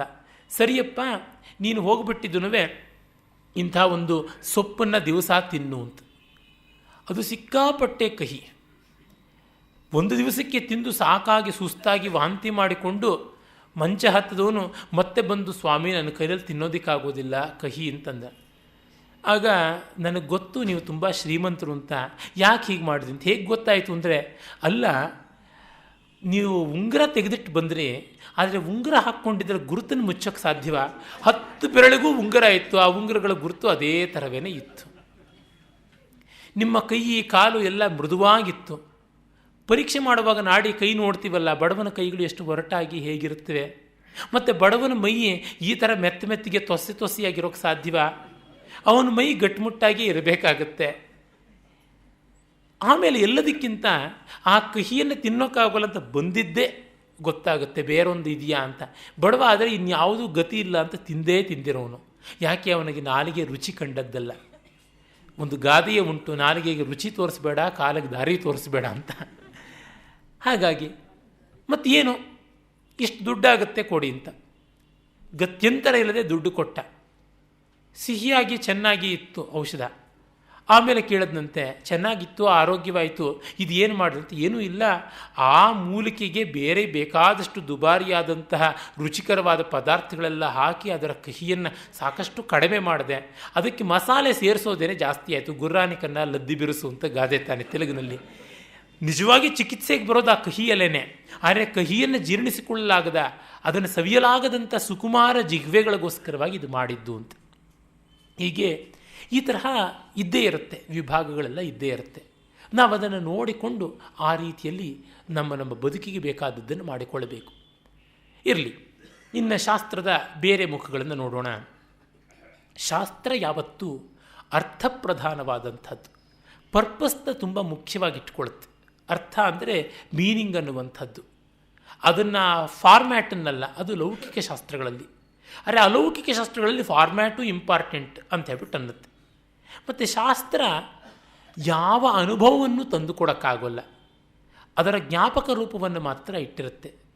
ಉದಾಹರಣೆಗೆ ಹೇಳಬೇಕು ಅಂತಂದರೆ, ಪಂಚಾಂಗವನ್ನೆಲ್ಲ ಹಿಂಡಿದ್ರೆ ಏನಾದರೂ ಒಂದು ಸ್ವಲ್ಪ ಮಳೆ ಹನಿ ಬಂದೀತೆ, ಎಷ್ಟು ದ್ರೋಣ ಪ್ರಮಾಣದಲ್ಲಿ ಮಳೆ ಆಗುತ್ತೆ ಅಂತೆಲ್ಲ ಹೇಳಿರುವಂಥದ್ದಲ್ವ. ಅಥವಾ ಪಂಚಾಂಗದ ಪುಟವನ್ನೆಲ್ಲ ತೆಗೆದು ಇಟ್ಟರೆ ಕತ್ತಲೆಯಲ್ಲಿ ಏನಾದ್ರು ಬೆಳಗುತ್ತಾ? 27 ನಕ್ಷತ್ರಗಳ ಬಗ್ಗೆ ಅದು ಹೇಳಿದೆ ಅಂತ ಇಲ್ಲ. 27 ನಕ್ಷತ್ರಗಳ ಬಗ್ಗೆ ಎಷ್ಟು ಮಾಹಿತಿ ಕೊಟ್ಟರು ಅದು ನೋಡಿದ್ರೆ ಪೇಪರು ಪಲ್ಪೆ ಅಷ್ಟೇ, ಇನ್ನೇನೂ ಅಲ್ಲ. ಹೀಗಾಗಿ ಅದು ಇರುವಂಥದ್ದು ಮೆಮರಿ ಪೆಗ್ಗಾಗಿ ಕೆಲಸ ಮಾಡುತ್ತೆ ಹೊರತು ತನ್ನಂತೆ ಅದು ಏನನ್ನೂ ಮಾಡಲಾರದು. ಈ ಸರ್ಕಾರ ಅನ್ನುವುದು ಶಾಸ್ತ್ರ ಇದ್ದಂತೆ. ಅದಕ್ಕೆ ನಾವು ಬೆಲೆ ಕೊಟ್ಟರೆ, ನಾವು ಸಹಕರಿಸಿದ್ರೆ ಅದು ಏನಾದರೂ ಮಾಡೀತು. ಇಲ್ಲದೇ ಆದರೆ ಅದರ ಕೈನಲ್ಲಿ ಏನೂ ಮಾಡೋಕ್ಕಾಗೋದಿಲ್ಲ. It's A tremendous machine, most powerful machine. At the same time it is very weak and very useless also. ಹೀಗೆ ಶಾಸ್ತ್ರಕ್ಕೂ ಆ ಒಂದು ಮಿತಿ ಉಂಟು. ಮತ್ತು ಶಾಸ್ತ್ರ ಮಾಡೋಕ್ಕೆ ಹೋಗೋದು ಅನುಭವದ ವಿವೇಚನೆ, ಅನಲಿಸಿಸ್, ಅದು ಬಹಳ. ಅನಾಲಿಸಿಸ್ ಅನ್ನೋದ್ರಿಂದಲೇ ಪ್ರಮಾಣ ಪ್ರಮೇಯಗಳ ವ್ಯವಹಾರ ಬಂತು. ಮೆಷರ್ಮೆಂಟ್ ಅನ್ನುವುದೇ ದೇಶಕಾಲಗಳ ಸಾಪೇಕ್ಷತೆಯ ಮೇಲೆ ಇರುವಂಥದ್ದು. ನಾವು ಒಪ್ಕೋಬೇಕು. ನಾನು ಕಳೆದ ಬಾರಿ ಕೂಡ ಹೇಳಿದ್ದೆ, ಈ ಸ್ಕೇಲ್ ಯಾತಕ್ಕೆ ಪ್ರಮಾಣ ಅಂತಂದರೆ ಅದು ಒಪ್ಪಿಕೊಂಡು ಹೊರತು ನಡೆಯುವಂಥದ್ದಲ್ಲ. ಇದು ಎಷ್ಟು ದೂರ, ಇದು ಎಷ್ಟು ಎತ್ತರ, ಇದು ಎಷ್ಟು ತೂಕ, ಇವೆಲ್ಲ ಇಲ್ಲದೆ ನಮ್ಮ ವ್ಯವಹಾರ ನಡೆಯೋದಿಲ್ಲ. ಈಗ ಎಷ್ಟು ಗಂಟೆ, ಹೀಗೆ ನಾವು ಪ್ರಕೃತಿ ಸಿದ್ಧವಾದದ್ದನ್ನೆಲ್ಲ ಪ್ರಕೃತಿಯಲ್ಲಿ ಇಲ್ಲದೇ ಇರುವಂಥ ಅಳತೆಗೋಲಿನ ಮೂಲಕವಾಗಿ ರ್ಯಾಷನಲೈಸ್ ಮಾಡಿಟ್ಟುಬಿಟ್ಟಿದ್ದೀವಿ. ಈಗ ಹೊತ್ತು ಏನು ಅಂದರೆ ರಾತ್ರಿ ಅಂತ ಅನ್ನಬೇಕು. ನಾವು ಹಾಗೆ ಹೇಳ್ತೀವ, ಈಗ ಹೊತ್ತು 7:45, 7:15 ಹೀಗೆ ಹೇಳ್ತೀವಿ. ಅಂದರೆ 7:15 ಎನ್ನುವುದು ಪ್ರಕೃತಿಯಲ್ಲಿ ಸಿಗುವಂಥದ್ದಲ್ಲ. ಕತ್ತಲು ಅನ್ನೋದು ಸಿಗುತ್ತೆ. ಆದರೆ ನಮಗೆ ಕತ್ತಲು ನಿಷ್ಕೃಷ್ಟ ಅಲ್ಲ. 9 ಗಂಟೆಗೆ ಊಟ, ಗಡಿಯಾರ ಢಣ್ ಅಂತ ಹೊಡೆದ್ರೆ ಊಟ ಮಾಡ್ತಾರೆ ನಮ್ಮ ಮನೆಯಲ್ಲಿ ಅಂತ. ಆದರೆ ಇದು ಹಾಗಾಗುತ್ತಾ? ಇಲ್ಲ. ರಾತ್ರಿ ಅಂದರೆ ಯಾವಾಗ ಬೇಕಾದರೂ ಆಗ್ಬೋದು. ಹೀಗಾಗಿ ಶಾಸ್ತ್ರ ವಿವೇಚನೆಯನ್ನು ಮಾಡಿ ಹೋಗೋದಕ್ಕೆ ಮೇಯ ವ್ಯವಹಾರವನ್ನು ಇಟ್ಟುಕೊಳ್ಳುತ್ತೆ. ಅದು ತಕ್ಷಣವೇ ತನ್ನದೇ ಆದ ಒಂದು ಗ್ರಾಮರ್ನ ಬಳಸ್ಕೊಳ್ಳುತ್ತೆ. ಅದಕ್ಕೊಂದು ಗ್ರಾಮರ್ ಇದೆ ಅಂದರೆ ನಾವು ಅದನ್ನು ಒಪ್ಪದ ಹೊರತು ಅದು ನಮಗೆ ಪ್ರಯೋಜನಕಾರಿ ಆಗುವುದಿಲ್ಲ. ಈಗ ಪೂಜಾದಿಗಳು ಮಾಡಿದ್ರೆ ಫಲ ಉಂಟಾ, ಜಪ ಮಾಡಿದ್ರೆ ಫಲ ಉಂಟಾ ಅಂತೆಲ್ಲ ಕೇಳ್ತಾರೆ. ಉಂಟು ಅಂತ ಅಂದುಕೊಂಡು ಮಾಡಿ, ಸಿಗಲಿಲ್ವಾ ಎತ್ತು ಬಿಸಾಕಿ. ಈ ಗಡಿಯಾರ ಓಡುತ್ತೆ ಅಂತ ನಾವು ನೋಡ್ಕೊಂಡು ತಗಲಾಕೊಂಡ್ವಿ, ಓಡ್ತಾ ಇಲ್ಲ ಅಂದರೆ ಸೆಲ್ಲಾಗಿ ಹೋಗಿರಬೇಕು, ಇಲ್ಲ ಮುಳ್ಳೆ ಸರಿಯಾಗಿಲ್ಲದೆ ಇರಬೇಕು, ಎತ್ತು ಬಿಸಾಡಬೇಕು. ಸೆಲ್ ಸರಿಯಾಗಿಲ್ಲ ಅಂದರೆ ಸೆಲ್ಲನ್ನು ಎತ್ತಿ ಬಿಸಾಡಬೇಕು, ಗಡಿಯಾರ ಸರಿಯಾಗಿಲ್ಲ ಅಂದರೆ ಅದನ್ನೇ ಎತ್ತಿ ಬಿಸಾಡಬೇಕು. ನಾವು ಮಾಡಿಯೇವಾ? ಇಲ್ಲ. ಎತ್ತು ಬಿಸಾಡಿಬಿಟ್ರೆ ಗತಿ ಏನೋ. ನಮ್ಮ ಮನೆಗಳಲ್ಲಿ ಹಳೆಯ ಸಾಮಾನುಗಳ ಜಂಕನ್ನು ಇಟ್ಕೊಳ್ಳೋದು ಇನ್ನೂ ಬಿಟ್ಟು ಹೋಗಿಲ್ಲ. ನಮ್ಮ ಮನೆಯಲ್ಲೇ ಒಂದು ಗ್ಯಾರೇಜ್ ತುಂಬ ತುಂಬಿದೆ. ಯಾಕೆ? ನಮಗೇನೋ ಮೋಹ, ಅದು ವೇಸ್ಟ್ ಆಗಿಬಿಡುತ್ತೇನೋ ಅಂತ. ಹಾಗೆ ನಾವು ಕಂದಾಚಾರದ ರಾಶಿ ಭಾರವನ್ನು ತುಂಬಿಕೊಂಡು ಬಂದಿದ್ದೀವಿ, ಅದರೊಳಗೆ ಯಾವ ಸಂದೇಹವೂ ಇಲ್ಲ. ಆದರೆ ಮತ್ತೆ ಈ ಪೂಜೆ ಪುನಸ್ಕಾರ, ಆಚಾರ ವಿಚಾರ, ಈಗ ಗ್ರಹಣ ಸ್ನಾನ ಇರ್ಬೋದು, ಶ್ರಾದ್ದದ ಪಿಂಡ ಪ್ರದಾನ ಇರ್ಬೋದು, ಬೇಕಾದಷ್ಟು ಸಂಸ್ಕಾರ ಉಂಟು. ಅದಕ್ಕೆಲ್ಲ ಏನಾದರೂ ಪ್ರಯೋಜನ ಉಂಟಾ? ನಮ್ಮಲ್ಲಿ ಅದು ಬದಲಾವಣೆ ತಂದುಕೊಡುವವರೆಗೆ ಪ್ರಯೋಜನ ಉಂಟೇ ಉಂಟು. ನಿಮಗೆ ಗ್ರಹಣ ಸ್ನಾನ ಮಾಡಿ ತರ್ಪಣ ಕೊಟ್ಟ ಮೇಲಿಂದ ಮನಸ್ಸಿಗೆ ಒಂದು ಎಲಿವೇಶನ್ ಬಂತಾ, ಆಯಿತು ಅಷ್ಟೇ. ಈಗ ಸಿನಿಮಾ ನೋಡಿದ್ರು ಅದೇ ತಾನೇ ಆಗೋದು. ಮನಸ್ಸಿಗೆ ಒಂದು ಸಂತೋಷ ಆದರೆ ನೋಡ್ತೀವಿ ಸಿನಿಮಾ. ಇಲ್ಲ ದುಡ್ಡು ಕೊಟ್ಟು ದುಃಖ ಕೊಳ್ಳೋರು ಯಾರೋ? ಹಿಂದೆ ಎಲ್ಲ ವಿಮರ್ಶೆ ಬರ್ತಾಯಿತ್ತು, ಈ ಸಿನಿಮಾ ನೋಡೋದಕ್ಕೆ 2 ಖರ್ಚೀಫ್ ಸಾಕು, ಒಂದು ಟರ್ಕಿ ಟವಲ್ಲೇ ಬೇಕು ಅಂತೆಲ್ಲ ಹೇಳಿಬಿಟ್ಟು. ಆ ಥರದ್ದು ಗೋಳಾಟದ ಸಿನಿಮಾ ಯಾತಕ್ಕೆ ನೋಡಬೇಕು ಅಂತನ್ನುವಂಥದ್ದು. ನಾವು ಯಾವುದನ್ನು ಮಾಡಿದ್ರೂ ನಮ್ಮದಾದ ಒಂದು ಆನಂದ, ಮನಸ್ಸಿನ ಉನ್ನತಿಯನ್ನು ಬಯಸ್ತೀವಿ. ಈಗ ರಸ್ತೆಯಲ್ಲಿ ಓಡಾಡಿದ್ರೆ ಆಕ್ಸಿಡೆಂಟ್ ಆಗುತ್ತೆ ಅಂತ ರಸ್ತೆಯಲ್ಲೇ ಓಡಾಡದೇ ಇರೋದಕ್ಕೆ ಸಾಧ್ಯ ಇಲ್ಲ. ನಾವು ಶಾಸ್ತ್ರದಲ್ಲಿಂದ ಎಷ್ಟೆಷ್ಟೇ ಗ್ರಹಶಾಂತಿ, ಪೀಡಾಶಾಂತಿ ಮತ್ತೊಂದು ಮಾಡಿಸ್ಕೊಂಡ್ರೂ ನಾವು ಏನು ಅಜರಾಮರವಾಗಿರ್ತೀವಿ ಅಂತ ಎಲ್ಲಿಯಾದರೂ ಬರೆದಿದೆಯಾ? ಎಲ್ಲಿಯೂ ಇಲ್ಲ. ಅಂತಂದ ಮೇಲೆ ಈ 60 ವರ್ಷದ ಶಾಂತಿ, 70 ವರ್ಷದ ಶಾಂತಿ, 80 ವರ್ಷದ ಶಾಂತಿ ಯಾತಕ್ಕೆ ಮಾಡಿಸ್ಕೊಳ್ಬೇಕು? ಬೇಕಿಲ್ಲ, ಒಳ್ಳೆಯದು. ಬೇಕಿಲ್ಲ ಅನ್ನೋರಿಗೆ ಚಿಂತೆಯೇ ಇಲ್ಲ. ಆದರೆ ನಾವು ಹಾಗೆ ಮಾಡ್ತೀವಾ? ಇಲ್ಲವೇ ಇಲ್ಲ. 4 ಜನ ಕೇಳ್ತೀವಿ, ಇನ್ನು 5 ಜನನ ಕೇಳ್ತೀವಿ. ಯಾಕೆ? ನಮಗೆ ನಿಶ್ಚಯವಿಲ್ಲ. ನಿಶ್ಚಯ ಇಲ್ಲದಿದ್ದ ಮೇಲೆ ನಿಶ್ಚಯ ಬರುವುದೇ ಇಲ್ಲ. 4 ಜನನ ಕೇಳಿದ್ರೆ 40 ಅಭಿಪ್ರಾಯ ಕೊಟ್ಟು ಇನ್ನಷ್ಟು ಕನ್ಫ್ಯೂಸ್ ಮಾಡ್ತಾರೆ. ಕಾರಣ, ಕಂಡವನು ಯಾವನಾದರೂ ಒಬ್ಬನಿದ್ದರೆ ನಮ್ಮ ಸಮಸ್ಯೆ ಪರಿಹಾರ ಆಗುತ್ತೆ. ಕಾಣುವುದಕ್ಕೆ ಏನೂ ಇಲ್ಲವಲ್ಲ ಅಲ್ಲಿ. ಇನ್ನೊಬ್ಬನಿಗೆ ಕಾಣುವಂಥದ್ದಾಗಿದ್ದರೆ ಅದು ಪ್ರತ್ಯಕ್ಷ ಶಾಸ್ತ್ರ ಆಗ್ತಾ ಇತ್ತು. ಪ್ರತ್ಯಕ್ಷ ಶಾಸ್ತ್ರ ಅಲ್ಲ, ಅದು ಪರೋಕ್ಷ ಶಾಸ್ತ್ರ. ಪರೋಕ್ಷ ಶಾಸ್ತ್ರದಲ್ಲಿ ಅದನ್ನೇ ನಚ್ಚಿಕೊಂಡು ಮಾಡಬೇಕು. ಅಪ್ಪೈ ದೀಕ್ಷಿತರ ಬದುಕಿನಲ್ಲಿ ಒಂದು ಬರುತ್ತೆ, ಯಜ್ಞದಲ್ಲಿ ಪಶುವಧೆ ಉಂಟು. ಪಶುವಧೆಯನ್ನು ಮಾಡಿದ್ರು. ಮಾಡೋದಕ್ಕೆ ಮುನ್ನ ಅವರಿಗೆ ಸಂಕಟ, ಅಯ್ಯೋ ಪಶುವಧೆ, ಪ್ರಾಣಿ ಹಿಂಸೆ ಆಗುತ್ತೆ ಅಂತ. ಆದರೆ ಅವರಿಗೆ ಎಲ್ಲ ಯಜ್ಞಗಳನ್ನು ಮಾಡಿಬಿಡಬೇಕು. ಸಮಸ್ತ ಯಜ್ಞಗಳನ್ನು ಮಾಡಿ 40 ಸಂಸ್ಕಾರಗಳನ್ನು ಪಡ್ಕೊಂಡ್ರೇ ನಾನು ಪರಿಪೂರ್ಣ ಪುರುಷ ಆಗ್ತೀನಿ ನಿಂತಿತ್ತು. ಆಗ ಏನು ಮಾಡಿದ್ರಂತೆ? ವೇದಮೇ ಉನೈನಂಬಿನೇನ್ ಅಂತ ಹೇಳಿದ್ರಂತೆ. ವೇದವೇ ನಿನ್ನನ್ನು ನಂಬಿ ಮಾಡ್ತಾ ಇದ್ದೀನಿ, ಕೊಂದಿದ್ದು ಇದನ್ನು ನಿನ್ನನ್ನು ನಂಬಿಯೇ, ಬದುಕಿಸೋದು ನಿನ್ನನ್ನು ನಂಬಿಯೇ ಅಂತ. ಸರಿ, ಒಳ್ಳೆಯದು. ನಾವು ವೇದವನ್ನು ನಂಬಿ ಪ್ರಾಣಿಗಳನ್ನು ಕೊಂದ್ವಿ ಅಂತಂದರೆ ಇನ್ಯಾವುದನ್ನು ನಂಬಿ ನಿಮ್ಮನ್ನೇ ಕೊಲ್ತೀವಿ ಅಂದರೆ ಏನು ಮಾಡೋದು?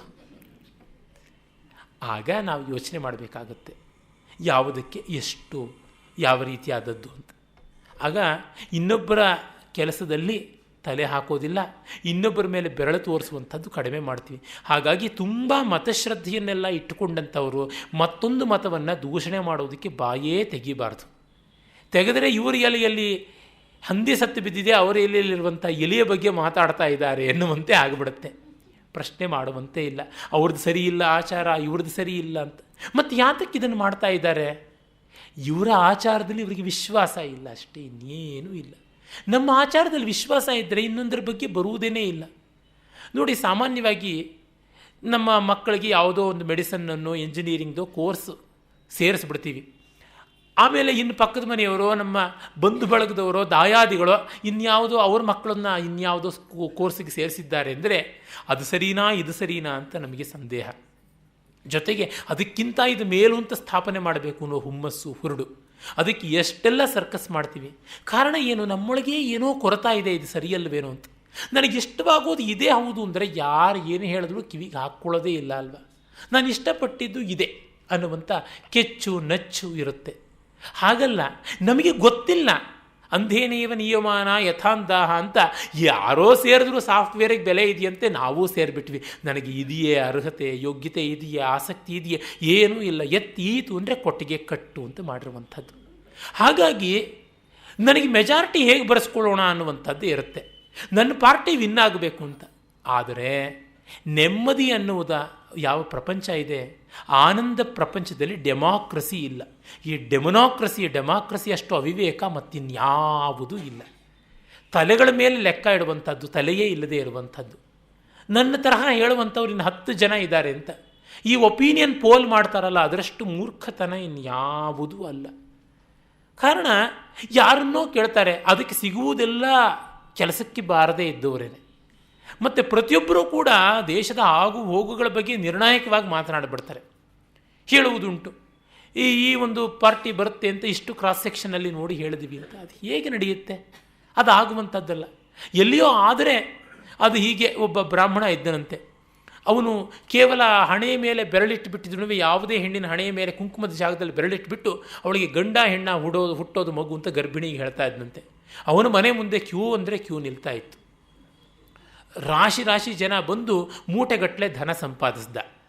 ಆಮೇಲೆ ಬರ್ಕೊಳ್ತಾ ಇದ್ದಂತೆ, ಯಾರು ಏನೋ ಬಂದದ್ದು, ಯಾವತ್ತು ಬಂದಿದ್ದು, ಅವರ ಹೆಸರೇನು, ಅಡ್ರೆಸ್ ಏನು, ಅವರಿಗೆ ನಾನು ಏನು ಫಲ ಹೇಳಿದ್ದೀನಿ ಅನ್ನೋದನ್ನು ಬರೆದಿಟ್ಕೊಳ್ತಾ ಇದ್ದ. ಅವನ ಹೆಂಡತಿ ಗರ್ಭಿಣಿ ಆದಳು. ಹೇಳಿದ್ಲು, ನೀವು ನನಗೆ ಹೇಳಬೇಕು ಗಂಡ ಹೆಣ್ಣ ಹುಟ್ಟುತ್ತೆ ಅಂತ. ಆಗ ಅವನು ಬೇಡ ಅಂತ ಹೇಳಿದ. ಇಲ್ಲ, ಜಗತ್ತೆಲ್ಲ ಹೇಳುತ್ತೆ, ನೀವು ಹೇಳೋದಿಲ್ಲ ಅಂತಂದರೆ ಏನು ಅಂತ. ಕಡೆಗೆ ಅವನು ಹೆಣ್ಣು ಅಂತ ಹೇಳ್ದ. ಇವಳು ಊರಲ್ಲೆಲ್ಲ ನನಗೆ ಗಂಡೇ ಹುಟ್ಟುತ್ತೆ ಅಂತ ಹೆಮ್ಮೆಯಿಂದ ಇದ್ದಳು. ಹೆಣ್ಣು ಬೇಡ ಅಂತನ್ನುವಂಥ ಜಾತಿಯವಳು. ಇವಳಿಗೆ ಎದೆಯಲ್ಲಿ ಕಲ್ಲು ಬಿದ್ದಂತೆ ಆಯಿತು. ಆಮೇಲೆ ನವಮಾಸಗಳಾದಮೇಲೆ ಹುಟ್ಟಿದ್ದು ಗಂಡನ ತರಾಟೆಗೆ ತೊಗೊಂಡ್ರು. ಏನ್ರಿ ಇದು, ನೀವು ಹೆಣ್ಣು ಅಂತಂದ್ರಿ, ಗಂಡ ಆಯಿತು ಅಂತ. ಇಲ್ಲ, ನಾನು ಗಂಡು ಅಂತಲೇ ಹೇಳಿದ್ದು ಅಂತಂದ. ಎಲ್ಲಿ ಅಂತ ತೆಗೆದ್ರೆ ಪುಸ್ತಕ ತೋರಿಸ್ದ, ಗಂಡು ಅಂತ ಬರೆದಿತ್ತು. ಇಲ್ಲ, ನನಗೆ ಸ್ಪಷ್ಟವಾಗಿ ಜ್ಞಾಪಕ ಇದೆ, ನೀವು ಹೆಣ್ಣು ಅಂತಲೇ ಹೇಳಿದ್ದು, ಮಗು ಮೇಲೆ ಆಣೆ ಮಾಡಿ ಅಂತ ಕೇಳಿದ್ಲು. ಅವನಿಗಲ್ಲಿ ವೀಕ್ ಪಾಯಿಂಟ್. ಇಲ್ಲ, ನಾನು ಎಲ್ರಿಗೂ ಹೀಗೆ ಮಾಡೋದು, ಗಂಡೋ ಹೆಣ್ಣೋ ಬಾಯಿಗೆ ಬಂದಿದ್ದು ಹೇಳ್ತೀನಿ, 2 ಬಿಟ್ಟು 3ನೇದು ಇಲ್ವಲ್ಲ. ಗಂಡು ಅಂತ ಹೇಳಿದ ಮೇಲೆ ರಿಜಿಸ್ಟ್ರಲ್ಲಿ ಹೆಣ್ಣು ಅಂತ ಬರ್ಕೋತೀನಿ, ಹೆಣ್ಣು ಅಂತ ಹೇಳಿದ್ರೆ ಗಂಡು ಅಂತ ಬರ್ಕೋತೀನಿ. ಆದದ್ದು ಸರಿ ಆದರೆ ಅವ್ರು ಬಂದು ಕೇಳಲ್ಲ. ಇಲ್ಲ ಅಂತ ಕೇಳಿದ್ರೆ, ನೋಡಿ ಅವತ್ತು ಬರ್ಕೊಂಡಿದ್ದು ರಿಜಿಸ್ಟರ್ ತೆಗೆದು ನೋಡಿ ಅಂತಂತೀನಿ, ಅದು ಹಾಗಿರುತ್ತೆ. ನಾವೇ ತಪ್ಪಾಗಿ ಕೇಳ್ಕೊಂಡಿವೇನೋ ಅಂತ ಹೋಗ್ತೀವಿ ಅಂತ. ಹಾಗೆ ಆ ರೀತಿಯಲ್ಲಿ ನಾವು ನಮಗೆ ಒಂದು ಮೆಜಾರಿಟಿಯನ್ನು ಇಟ್ಟುಕೊಂಡ್ರೆ ನಮಗೆ ನೆಮ್ಮದಿ ಅಂತ. ಮೆಜಾರಿಟಿ ಎಲ್ಲರೂ ಮೊಸಳೆ ಬಾಯಿಗೆ ಬಿದ್ದರೆ ಸುಖವ? ಮೆಜಾರಿಟಿ ಎಲ್ಲರೂ ಬೆಂಕಿಯಲ್ಲಿ ಬಿದ್ದರೆ ಸುಖವ? ಮೆಜಾರಿಟಿ ಎಲ್ಲರೂ ಕೂಡ ಸುನಾಮಿನಲ್ಲಿ ಸತ್ತರೆ ಸುಖವ? ಇಲ್ಲ. ನನಗೇನು ಹಿತವೋ, ನನಗೇನು ಪಥ್ಯವೋ ನಾನು ಕಂಡುಕೊಂಡಂಥದ್ದು ಅಂತನ್ನುವ ನೆಮ್ಮದಿ ಇದ್ದರೆ ಖಂಡಿತ ಪ್ರಶ್ನೆಗಳು ಹೇಳುವಂಥದ್ದಲ್ಲ. ಹಾಗಾಗಿ ನಾವು ಪ್ರಶ್ನೆಗಳನ್ನು ಕೇಳಿಕೊಳ್ಳುವ ಮೊದಲು ಈ ಪ್ರಶ್ನೆ ಹೇಳುವಂಥ ಮೂಲ ಯಾವುದು? ಭಯದಿಂದ ಹೇಳ್ತಾ ಇದೆಯಾ, ಬಯಕೆಯಿಂದ ಹೇಳ್ತಾ ಇದೆಯಾ ಅಂತ ನೋಡಬೇಕಾಗುತ್ತೆ. ತುಂಬ ಬಾರಿ ಇವೆರಡರಿಂದಲೇ, ಇನ್ಯಾವುದರಿಂದಲೂ ಅಲ್ಲ. ಮತ್ತು ಇಂಥವೆಲ್ಲ ಅರ್ಥಹೀನವಾದ ಆಚರಣೆಗಳ? ಖಂಡಿತ ಅಲ್ಲ. ಯಾಕೆ? ಮನುಷ್ಯ ತರ್ಕ ಪ್ರಕಾರವಾಗಿ ಲೆಕ್ಕದಂತೆ ಬದುಕುವನಾಗಿದ್ದರೆ ಅವನು ಬದುಕ್ತಾನೇ ಇರಲಿಲ್ಲ. ಒಬ್ಬ ಮನುಷ್ಯನಿಗೆ ಏನೆಲ್ಲ ಬೇಕು ಅಂತ, ವಿಟಮಿನ್ ಎಲ್ಲ ಏನು ಬೇಕಾಗಿದೆ ಅಂತೆಲ್ಲ ಲೆಕ್ಕ ಹಾಕ್ಬಿಟ್ಟಿದನುವೆ, ಅದನ್ನೆಲ್ಲ ಕೂಡ ಇರುವಂಥ ಆಹಾರ ತಯಾರಿ ಮಾಡಿ ಅವನು ಮುಂದೆ ಇಟ್ಟರೆ, ಅವನಿಗೆ ಸಪ್ಲೈ ಮಾಡಿದ್ರೆ ಅವನು ಹೆಚ್ಚು ಅಂದರೆ 1 ವಾರದಲ್ಲಿ ಸತ್ತೋಗ್ಬಿಡ್ತಾನೆ. ತಿನ್ನೋಕ್ಕೆ ಆಗೋದಿಲ್ಲ ಆಹಾರ. ಹೊಟ್ಟೆ ಒಳಗೆ ಇಳಿಯೋದಕ್ಕೆ ಇನ್ನೆಷ್ಟೆಷ್ಟೋ ಬೇಕಾಗುತ್ತೆ. ಮಗುವನ್ನು ಬೆಳೆಸೋದಕ್ಕೆ ಏನು ಬೇಕು? ಎಸೆನ್ಷಿಯಲ್ಸ್ ಅನ್ನುವ ಜಾಗದಲ್ಲಿ ಪ್ರೀತಿ ಅಂತ ಇಲ್ಲ. ಅದನ್ನು ಯಾವ ಮೆಡಿಸಿನ್ನೂ ಹೇಳಿಲ್ಲ, ಯಾವ ಪೀಡಿಯಾಟ್ರಿನೂ ಹೇಳಿಲ್ಲ. ಆದರೆ ಏನು ಮಾಡೋದು? ಮೇಷ್ಟ್ರು ಶಿಷ್ಯನಿಗೆ ಪಾಠ ಕಲಿಸೋದಕ್ಕೆ ಏನು ಬೇಕು? ಅವನಿಗೆ ಚೆನ್ನಾಗಿ ತಿಳುವಳಿಕೆ ಇರಬೇಕು, ಇಂಟ್ರೆಸ್ಟಿಂಗಾಗಿ ಹೇಳಬೇಕು ಅನ್ನೋದ್ರ ಜೊತೆಗೆ ಒಂದಷ್ಟು ಜೋಕ್ಸು ಮಾಡಬೇಕು ಅಂತ ಎಲ್ಲಿಯೂ ಹೇಳಿಲ್ಲ. ಎಲ್ಲಿಯಾದರೂ ಕೂಡ ಹಿಂದೆ ಈಗೇನೋ ಬರ್ತಾ ಇದ್ದಿರಬಹುದು, B.Ed ಇತ್ಯಾದಿಯಲ್ಲಿ ಟೀಚರ್ ಆದವನು ಅದು ಇದು ಕಾರ್ಡ್ ಹರಟೆ ಹೊಡಿಬೇಕು, ಕ್ಲಾಸಲ್ಲಿ ಜೋಕ್ಸ್ ಮಾಡಬೇಕು ಅಂತ ಏನಾದರೂ ಇದೆಯಾ? ಇಲ್ಲ. ಹಾಗೆ ಇವೆಲ್ಲ ಬೇಡದೇ ಇರುವಂಥದ್ದು ಬೇಕಾದಷ್ಟು ಇಲ್ಲದೆ ಅದು ಆಗೋದಿಲ್ಲ. ಪ್ರಕೃತಿಯಲ್ಲಿಯೇ ನೋಡಿ, ಒಂದು ಬೀಜ ಹುಟ್ಟಬೇಕು ಅಂದರೆ ಅದಕ್ಕೆ ಎಷ್ಟು ಎಲ್ಲ ಉಂಟು. ಉದಾಹರಣೆಗೆ ಒಂದು ಕಿತ್ತಲೆ ಹಣ್ಣಿನ ಗಿಡ ಬೆಳೆಯಬೇಕು ಅಂದರೆ ಕಿತ್ತಲೆ ಬೀಜ ಬೇಕು. ಆ ಮರ ಏನೂ ಇಲ್ಲದೆ ಬರೀ ಒಂದು ಬೀಜನ ಮಾತ್ರ ಹೂವಿಂದ ಲೊಟ್ಟಂತ ಉದುರಿಸ್ಬಿಡ್ಬೋದಲ್ವ? ಇಲ್ಲ. ಆ ಬೀಜ 8-10 ಬೀಜಗಳಿರುತ್ತವೆ, 10 ತೊಳೆ ಇರುತ್ತವೆ. 10 ತೊಳೆಯಲ್ಲಿಯೂ 3-4 ಅಂತಂದರೆ ಮ್ಯಾಕ್ಸಿಮಮ್ ಅಂದರೆ ಒಂದು 40, 20-40 ಬೀಜ ಇರ್ಬೋದು. ಆ 40 ಬೀಜಗಳನ್ನು ತಳಿಬೋದಾಗಿತ್ತಲ್ಲ? ಇಲ್ಲ. ಅದು ಅದಕ್ಕೆ ಕುಸುಮಗಳ ಸುಪ್ಪತ್ತಿಗೆ ಮಾಡಿ ಅದರ ಮೇಲೆ ಸಿಪ್ಪೆಯ ಒಂದು ಜನಾನಾ ಖಾನೆಯನ್ನು ಕಲ್ಪಿಸಿಕೊಟ್ಟು ಬುರ್ಕ, ಅದರ ಮೇಲೆ ನಾರಿನ ಒಂದು ಕವಚ ಮಾಡಿ ಅದರ ಮೇಲೆ ದಪ್ಪ ಸಿಪ್ಪೆಯ ಒಂದು ಪೂರ್ಣವಾದ ಆವರಣ ಕೋಟೆಯನ್ನು ಕಟ್ಟಿ ಮತ್ತೆ ಇದು ಮಾಡುತ್ತೆ, ಬಿಡುತ್ತೆ. ಅದು ಇದು ಯಾತಕ್ಕೆ ಬೇಕು ಅಂದರೆ ಆ ಬೀಜ ಹಾಗೆ ಬಿಟ್ಟರೆ ಯಾರದನ್ನು ಮೂಸ್ತಾರೆ? ಅದರ ಮರದ ಕೆಳಗೆ ಅದು ಬೀಳಬೇಕು. ಆ ಮರದ ಕೆಳಗೆ ಬಿದ್ದ ಆ ಬೀಜ ಎಲ್ಲಿ ಬೆಳೆಯೋದಕ್ಕೆ ಸಾಧ್ಯ? ನಮಗೆ ಗೊತ್ತಲ್ಲ, ಸಮುದ್ರದ ನಂಟಸ್ತನ, ನೀರಿಗೆ ಬಡತನ ಅಂತ, ದೀಪದ ಕೆಳಗೆ ಕತ್ತಲು ಅಂತ. ನಮ್ಮ ಮಕ್ಕಳು ನಮ್ಮ ಮನೇಲಿ ಸರಿಯಾಗಿ ಬೆಳೆಯೋಕ್ಕಾಗೋಲ್ಲ, ಬೀದಿಗೆ ಬಿಡಬೇಕು, ಆಗಲೇ ಅವ್ರು ಬೆಳೆಯೋದು. ಹಾಗೆ ಕಿತ್ತಲೆ ಹಣ್ಣಿನ ಮರವಾಗಲಿ ಯಾವ ಮರವಾಗಲಿ ಅದರ ಬೀಜ ಅದರ ಬುಡದಲ್ಲೇ ಬಿದ್ದರೆ ಅದು ಸತ್ತು ಹೋಗುತ್ತೆ. ಅದು ಆಚೆಗೆ ಹೋಗಬೇಕು. ಯಾವ ಪ್ರಾಣಿ ಪಕ್ಷಿ ಅದನ್ನು ಆಚೆ ತೊಗೊಂಡು ಹೋಗಿ ಹಾಕೋದಕ್ಕೆ ತೀಟೆನಾ? ಇಲ್ಲ. ಬೀಜ ಪ್ರಸಾರ ಆಗಬೇಕು ಅಂದರೆ ಒಂದು ಆಕರ್ಷಣೆ ಬೇಕು, ಒಂದು ಇನ್ಸೆಂಟಿವ್ ಬೇಕು. ಆ ಇನ್ಸೆಂಟಿವ್ ಏನು? ಆ ಬಣ್ಣ, ಅದರ ಪರಿಮಳ, ಅದರ ಕುಸುಮಗಳ ರುಚಿ, ಇವೆಲ್ಲ ಸೇರಿಕೊಂಡು ಒಂದು ಪಕ್ಷಿಯೋ ಒಂದು ಪ್ರಾಣಿಯೋ ಒಂದು ಮನುಷ್ಯನೋ ಬಂದು ಕಿತ್ತುಕೊಂಡು ಇನ್ನೆಲ್ಲಿಯೋ ತಿಂದು ಉಗೀತಾನೆ, ಆಗ ಹೋಗುತ್ತೆ. ಅಂದರೆ ಆ ಗಿಡಕ್ಕೆ ಪರಮಾರ್ಥವಾಗಿ ಬೇಡದ್ದನ್ನು ಎಷ್ಟನ್ನೋ ಅದು ಇಟ್ಟುಕೊಂಡ್ರೆ ಇದು ಬರುತ್ತೆ. ಹೀಗೆ ಪ್ರತಿಯೊಂದು ಆಚರಣೆಯಲ್ಲಿಯೂ ಈ ಸಿಪ್ಪೆಯ ಭಾಗ, ತೊಳೆಯ ಭಾಗ ಇವೆಲ್ಲ ಉಂಟು. ಅವು ಆತ್ಯಂತಿಕವಾಗಿ ವೇಸ್ಟ್ ಅಂತ ನಾವು ಹೇಳೋದಕ್ಕೆ ಸಾಧ್ಯವೇ ಇಲ್ಲ. ಅಷ್ಟು ಮಾಡದೆ ಒಂದು ಆವರಣ ನಿರ್ಮಾಣ, ಒಂದು ವಾಲ್ಯೂಮೇ ಕ್ರಿಯೇಟ್ ಆಗೋದಿಲ್ವಲ್ಲ, ಅದು ಬೇಕಾಗುತ್ತೆ. ಮನುಷ್ಯ ತರ್ಕದಿಂದ ಅಲ್ಲ ಬದುಕಿರೋದು, ಭಾವದಿಂದ. ಈ ಬಗ್ಗೆ ಒಂದು ಘಟನೆ, ಅದನ್ನು DVG ಅವರು ಅವರ ಆತ್ಮೀಯರಾದಂಥ ಕೋದಂಡರಾವ್ ಅಂತ ಯಾರಿದ್ದರು, AP ಕೋದಂಡರಾವ್ ಅಂತ, ಪಿ ಕೋದಂಡರಾವ್, ಪಾಂಡುರಂಗಿ ಕೋದಂಡರಾವ್ ಅಂತ, ಅವರು ಹೇಳಿದ್ದನ್ನು ಮೂರ್ತಿರಾಯರು ಒಂದು ಕಡೆ ಅವರ ಅಪರವಯಸ್ಕನ ಅಮೆರಿಕ ಯಾತ್ರೆಯಲ್ಲಿ ದಾಖಲೆ ಮಾಡಿದ್ದಾರೆ. ಪಿ ಕೋದಂಡರಾಯರು ಸರ್ವೆಂಟ್ಸ್ ಆಫ್ ಇಂಡಿಯಾ ಅನ್ನುವಂತಹ ಸಂಸ್ಥೆಗೆ ತುಂಬ ಅಸೋಸಿಯೇಟ್ ಆಗಿದ್ದವರು. ಮತ್ತು ಅವರು ಬಹಳ ಚೆನ್ನಾಗಿ ನಮ್ಮ ರೈಟ್ ಆನರಬಲ್ ಶ್ರೀನಿವಾಸ ಶಾಸ್ತ್ರಿಗಳ ಬಗ್ಗೆ ಜೀವನ ಚರಿತ್ರೆಯನ್ನು ಕೂಡ ಬರೆದಿದ್ದಾರೆ. ಬಾಟ್ನಿಯನ್ನು ಏನೋ ಟೀಚ್ ಮಾಡ್ತಾ ಇದ್ದವರು ಸೆಂಟ್ರಲ್ ಕಾಲೇಜಿನಲ್ಲಿ. ಅವರು ಕಟ್ಟುನಿಟ್ಟಾದ ಮಡಿಯಾದ ಉತ್ತರಾದಿ ಮಠದ ಮಾಧ್ವ ಪರಂಪರೆಯಿಂದ ಬಂದಂಥವರು. ಆದರೆ ವಿದೇಶಕ್ಕೆ ಹೋಗಿ ವಿದೇಶಿ ಮಹಿಳೆಯನ್ನೇ ಮದುವೆ ಆದರು. ಹಾಗೆ ಮದುವೆ ಆಗುವುದ ಅವರಿಗೆ ಇಚ್ಛೆ ಬಂದಾಗ ಅವರಿಗಿದ್ದ ಹಿರಿಯರು ಅಂದರೆ ಅಕ್ಕ ಭಾವ, ಅವರು ತುಂಬ ಮಡಿಯವರು. ಅವರಿಗೆ ಪತ್ರ ಬರೆದರು. ಅವರು ಸರ್ವಥಾ ಕೂಡುದು, ನಮಗೆಲ್ಲ ನೋವಾಗುತ್ತೆ, ನಿನ್ನ ಜಾತಿ ಭ್ರಷ್ಟನಾಗ್ತೀಯಾ ಅಂತೆಲ್ಲ ಹೇಳಿದ್ರಂತೆ. ಇವರು ಕೇಳಲಿಲ್ಲ. ಅವರು ಬಹಳ ಸ್ಕೆಪ್ಟಿಕ್, ರ್ಯಾಷನಲ್ ಆದಂಥ ದೃಷ್ಟಿ ಇದ್ದವರು. ಆ ಬಗ್ಗೆ ಇನ್ನೊಂದು ಉಪಕಥೆ, DVG ಅವರು ಕರ್ನಾಟಕ ಅಂತ ಹೇಳ್ಬಿಟ್ಟಿದ್ದೂ ಬೈವೀಕ್ಲಿ ಆದಂತಹ ಒಂದು ಪತ್ರಿಕೆ ನಡೆಸ್ತಾ ಇದ್ರು, ವಾರಾರ್ಧ ಪತ್ರಿಕೆ. ಅಲ್ಲಿ ಕೃಷ್ಣನ ಬಗ್ಗೆ ಅವರೊಂದು ಲೇಖನ ಬರೆದ್ರಂತೆ ಪಿ ಕೋದಂಡರಾಯರು. ಕೃಷ್ಣ ದೇವರಲ್ಲ, ದಿಂಡ್ರಲ್ಲ, ಅಪ್ಪಟ ಮನುಷ್ಯ ಅಂತ. ಅದನ್ನು DVG ಅವರು ಪ್ರಿಂಟ್ ಮಾಡಿಸಿದ್ರು. ಆಮೇಲೆ ಕೋದಂಡರಾಯರಿಗೆ ಗೊತ್ತಾಯ್ತಂತೆ DVG ಅವರಿಗೆ ಕೃಷ್ಣ ಭಗವಂತನೇ, ಆತ ಮಹಾವಿಷ್ಣುವಿನ ಅವತಾರವೇನು ಅಂತ ಶ್ರದ್ಧೆ ಇದೆ ಅಂತ. ಆದರೆ DVG ಅವರಿಗೆ ಆ ಶ್ರದ್ಧೆ ಇದ್ದರೂ ಈ ಕೃಷ್ಣ ಅವತಾರ ಅಲ್ಲ ಅಂತ ಹೇಳುವ ಲೇಖನ ಪ್ರಿಂಟ್ ಮಾಡೋದಕ್ಕೆ ಏನೂ ಮುಜುಗರ ಆಗಲಿಲ್ಲ. ಕಾರಣ ಇದು ಪರಮಾರ್ಥದಲ್ಲಿ ಭಿನ್ನವಲ್ಲದ್ದು. ಕೃಷ್ಣ ಕೆಟ್ಟವನು ಅಂದರೆ ಬೇಕಾದ್ರೆ ತಗಾದೆ ಮಾಡ್ಬೋದು, ಒಳ್ಳೆಯವನು ಅಂತನ್ನೋವನು ಮನುಷ್ಯ ಆದರೆ ಏನು, ರಾಕ್ಷಸ ಆದರೆ ಏನು, ನಮಗೆ ತೊಂದರೆ ಇಲ್ಲವಂಥದ್ದಲ್ಲ. ಹೀಗೆ ಅವರ ದೃಷ್ಟಿಕೋನ DVG ಅವ್ರದ್ದು. ಒಮ್ಮೆ ಕೋದಂಡರಾಯರು DVG ಅವ್ರ ಮನೆಗೆ ಬಂದಂತೆ. ಆಗ ಮೂರ್ತಿರಾಯರು ಅಲ್ಲಿದ್ದರು. ಅವರು ಮಾತಾಡ್ತಾ ಆ ಹಿಂದೆ ಒಂದು ನಡೆದ ಘಟನೆ, 50 ವರ್ಷದ ಹಿಂದೆ ನಡೆದ ಘಟನೆ ಜ್ಞಾಪಿಸ್ಕೊಂಡ್ರಂತೆ. ಅವರು ಹಾಗೆ ಬಿಳಿ ಹೆಣ್ಣನ್ನು ಮದುವೆಯಾಗಿ ಬಂದರು. ಅವರ ಶ್ರೀಮತಿ ಕೋದಂಡರಾವ್ ಕೂಡ ತುಂಬ ಸದ್ಗೃಹಸ್ಥೆ, ಬಹಳ ಚಾರಿತ್ರ್ಯ ಶುದ್ಧಿ ಇದ್ದವರು ಅಂತ ಕೇಳಿದ್ದೀನಿ. ನಮ್ಮ ಇವರು ರಾಮಸ್ವಾಮಿಯವರು ದೀವಟಿಕೆಗಳು ಅನ್ನೋ ಪುಸ್ತಕದಲ್ಲಿ ಕೋದಂಡರಾಯರ ಬಗ್ಗೆ ಬರೆದಿದ್ದಾರೆ, ತುಂಬ ಚೆನ್ನಾಗಿ ಬರೆದಿದ್ದಾರೆ, ಅದನ್ನು ಓದಬೇಕಾದದ್ದೆಲ್ಲರೂ. ಅವರು ಬಂದು ಮದುವೆ ಮಾಡಿಕೊಂಡು ಬಂದರು. ಅಕ್ಕ ಭಾವ ಒಪ್ಕೊಳ್ಳಿಲ್ಲ ಅಂತ ಅವ್ರ ಜೊತೆ ಪತ್ರ ವ್ಯವಹಾರವೂ ಇಟ್ಕೊಳ್ಳಿಲ್ಲ, ಆ ಸಂಬಂಧ ಬಿಟ್ಟಂತಿ ಅಂತ ಅಂದ್ಕೊಂಡಿದ್ರು. 4-5 ವರ್ಷ ಆಯಿತು. ಆಮೇಲೆ ಆ ಊರು ಉತ್ತರ ಕರ್ನಾಟಕದ ಕಡೆ ಊರು, ಅಲ್ಲಿಗೆ ಹೋಗೋದಕ್ಕೆ ಅಂತ ಯಾವುದೋ ಒಂದು ಸಂದರ್ಭ ಬಂತು, ಪೂಣಾ ಕಡೆಗೆ ಹೋಗುವುದು. ಹಾಗೆ ಇವರು ಅಕ್ಕ ಭಾವನಿಗೆ ಪತ್ರ ಬರೆದಂತೆ, ನಾನು ಇಂಥ ದಿವಸ ಆ ಕಡೆಗೆ ಬರ್ತಾ ಇದ್ದೀನಿ, ನಿಮಗೆ ಅನುಕೂಲ ಇದ್ದಲ್ಲಿ ರೈಲ್ವೆ ಸ್ಟೇಷನ್ಗೆ ಬನ್ನಿ, ನಿಮ್ಮ ಊರಿಗೆ ಹತ್ರನೇ ಇಲ್ಲತ್ತೆ, ಒಂದು 5-10 ನಿಮಿಷ ನಿಮ್ಮನ್ನು ನೋಡಿ ಆಶೀರ್ವಾದ ತಗೋಬೇಕು ಅಂತಿದೆ ಅಂತ.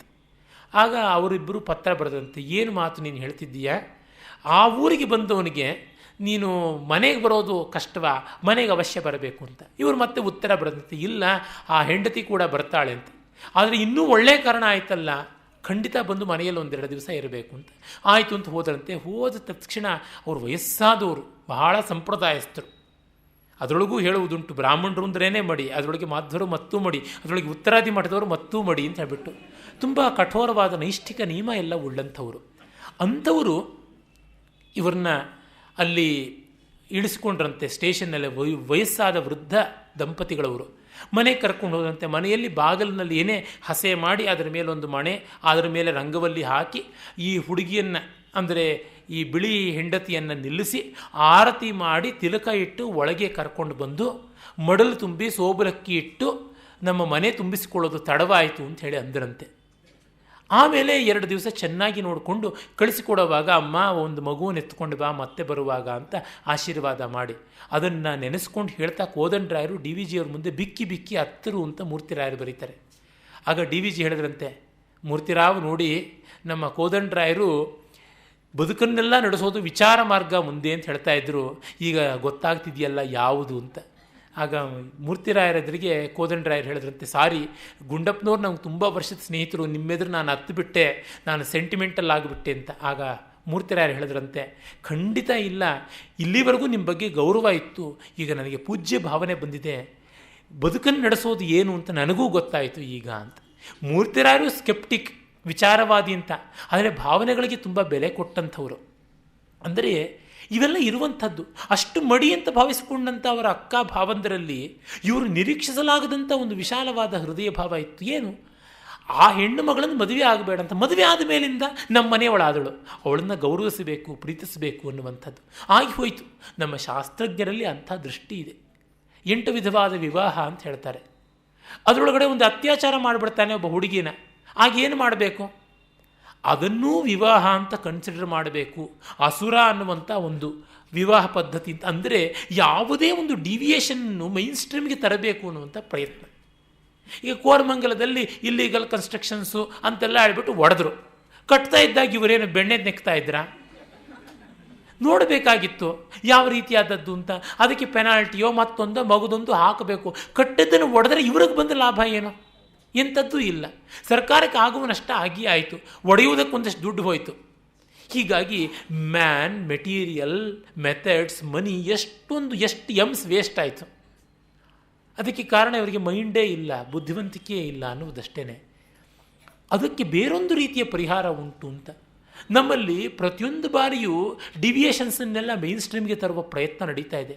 ಪ್ರತಿಯೊಂದು ವ್ಯಾಕರಣದ ವಿರುದ್ಧ ಪ್ರಯೋಗವನ್ನು ವ್ಯಾಕರಣದ ವ್ಯಾಪ್ತಿಯೊಳಗೆ ತರುವುದು ಹೇಗೆ ಅಂತ.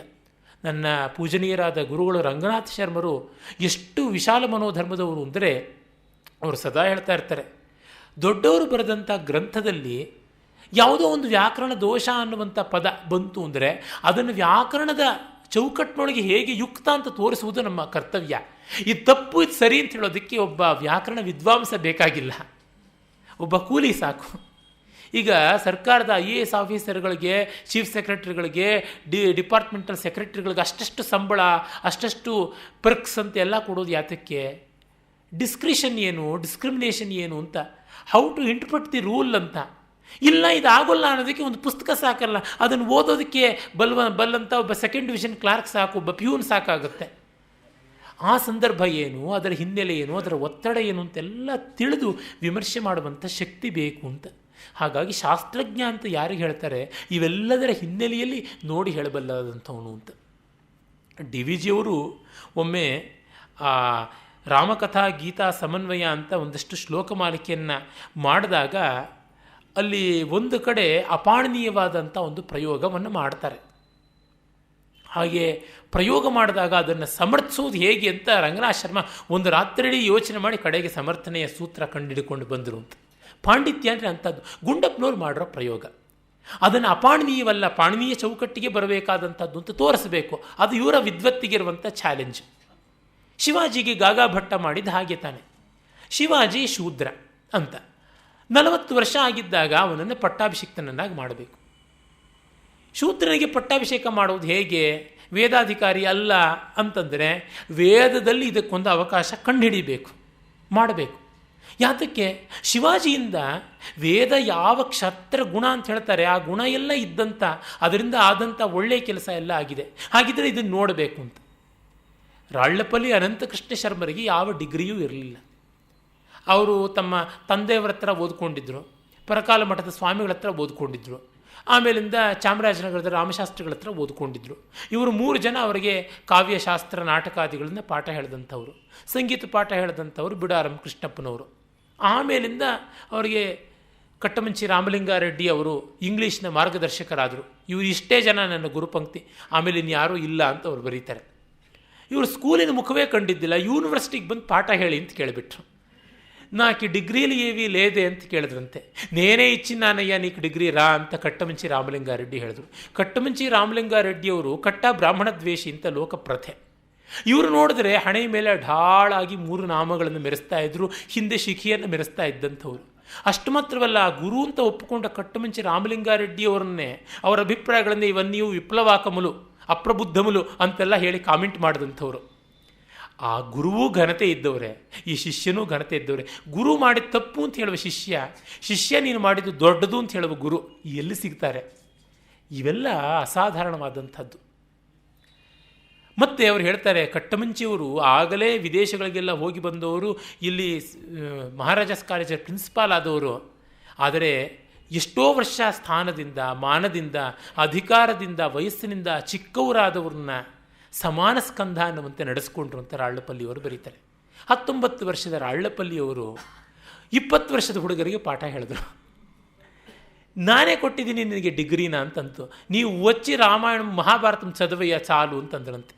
ತೆಲುಗು ಮಹಾಭಾರತ ಓದು ಸಾಕು, ನಮ್ಮ ವಿದ್ಯಾರ್ಥಿಗಳಿಗೆ ತೆಲುಗು ತಿಳುವಳಿಕೆ ಬರುತ್ತೆ ಅಂತ. ಆಗ ಕನ್ನಡ MA ಕಂಪಲ್ಸರಿ ತೆಲುಗು ಅಥವಾ ತಮಿಳು ಓದಬೇಕಾಗಿತ್ತು.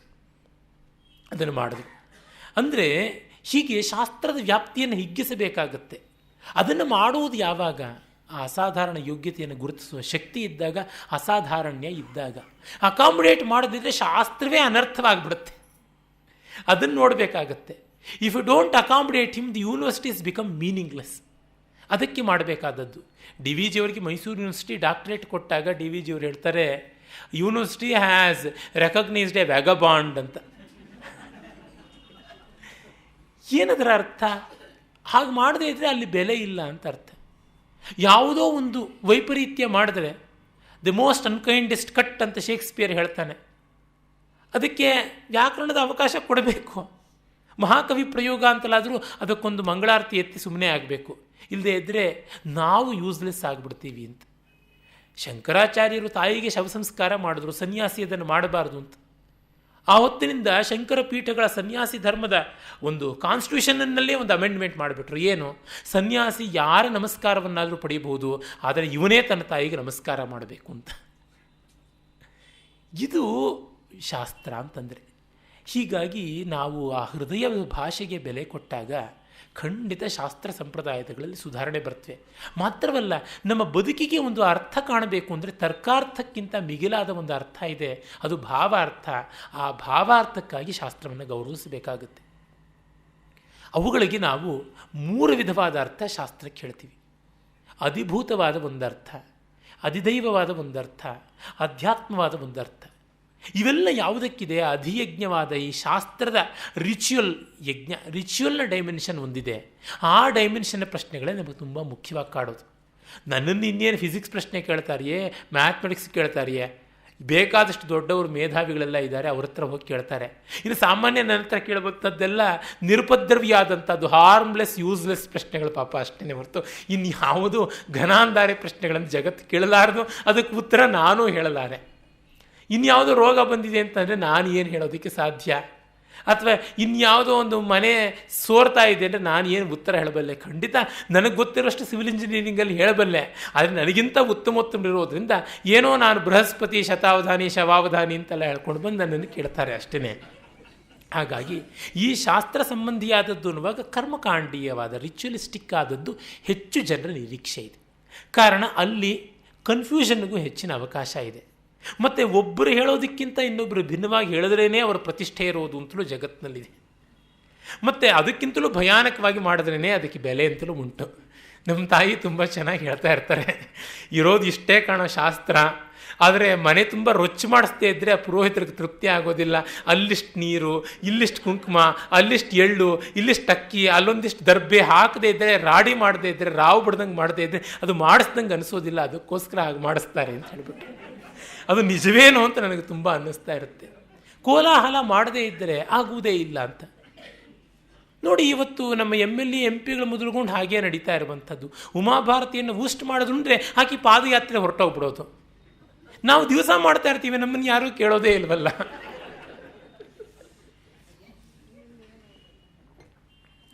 ಹಾಗಾಗಿ ಅಂಥ ಪ್ರಶ್ನೆಗಳನ್ನು ಕೇಳುವಾಗ ಅದಕ್ಕೆ ಉತ್ತರ ಇಲ್ಲದೇ ಇಲ್ಲ. ಮೊದಲು ನಾವು ಸಾಮಾನ್ಯವಾಗಿ ನಮ್ಮ ಲೋಕದ ಲಾಜಿಕ್ನಿಂದ ಉತ್ತರ ಕೊಡಬೇಕು ಅಂತ ನೋಡ್ತೀವಿ. ಅದು ಅಧಿಭೌತದ ಉತ್ತರ ಅಂತ.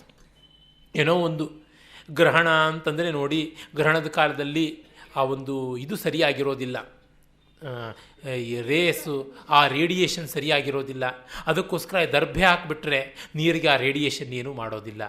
ಅದೇ ತರಹ ಈ ಉಪ್ಪು, ಹುಣಸೆಹಣ್ಣು, ಮೊಸರು, ಹಾಲು ಇವುಗಳಲ್ಲೆಲ್ಲನೂ ಕೂಡ ಅವೆಲ್ಲನೂ ಆರ್ಗ್ಯಾನಿಕ್ ಮೆಟೀರಿಯಲ್ಲು, ಅಲ್ಲೆಲ್ಲ lactic acid, citric acid, tartaric acid ಅಂತ ಒಂದು 4 ವಿಜ್ಞಾನದ ಶಬ್ದ ಹೇಳಿಬಿಟ್ರೆ ಸಾಕು, ಯಾರಿಗೂ ಸಮಾಧಾನ ಆಗಿಬಿಡುತ್ತೆ ಅಂತ ಭ್ರಮಿಸಿಕೊಂಡು ಅದರೊಳಗೆಲ್ಲ ದರ್ಭೆ, ಅದೊಂದು ಸೂಪರ್ ಸರ್ಫ್, ಅದು ಎಲ್ಲ ಹಾಕಿಬಿಟ್ರೆ ಯೂನಿವರ್ಸಲ್ ಸೆಕ್ಯೂರಿಟಿ ಆಗಿಬಿಡುತ್ತೆ ಅಂತ ಹೀಗಿನ್ನೇನೇನೇನೋ ಹೇಳಿಬಿಟ್ಟು ಹಾಗೆ ಒಂದು ರೀತಿಯಾಗಿ ಪರಿಹಾರ ಮಾಡುವುದು. ಮತ್ತು ಹೊಟ್ಟೆ ಒಳಗಿರುವಂಥದ್ದು ಆ ರೇಡಿಯೇಷನ್ ಹೋಗ್ಬಿಟ್ಟು ಹಾಗೆ ಮಾಡುತ್ತೆ ಅಂತ. ಅಲ್ಲ ಸ್ವಾಮಿ, ಹೊಟ್ಟೆ ಒಳಗಿರುವಂಥ ಅನ್ನಕ್ಕೂ ರಕ್ತನಾಳಗಳಲ್ಲಿರುವಂಥ ರಕ್ತಕ್ಕೂ ಏನೂ ಅಂಥ ವ್ಯತ್ಯಾಸ ಇಲ್ಲ.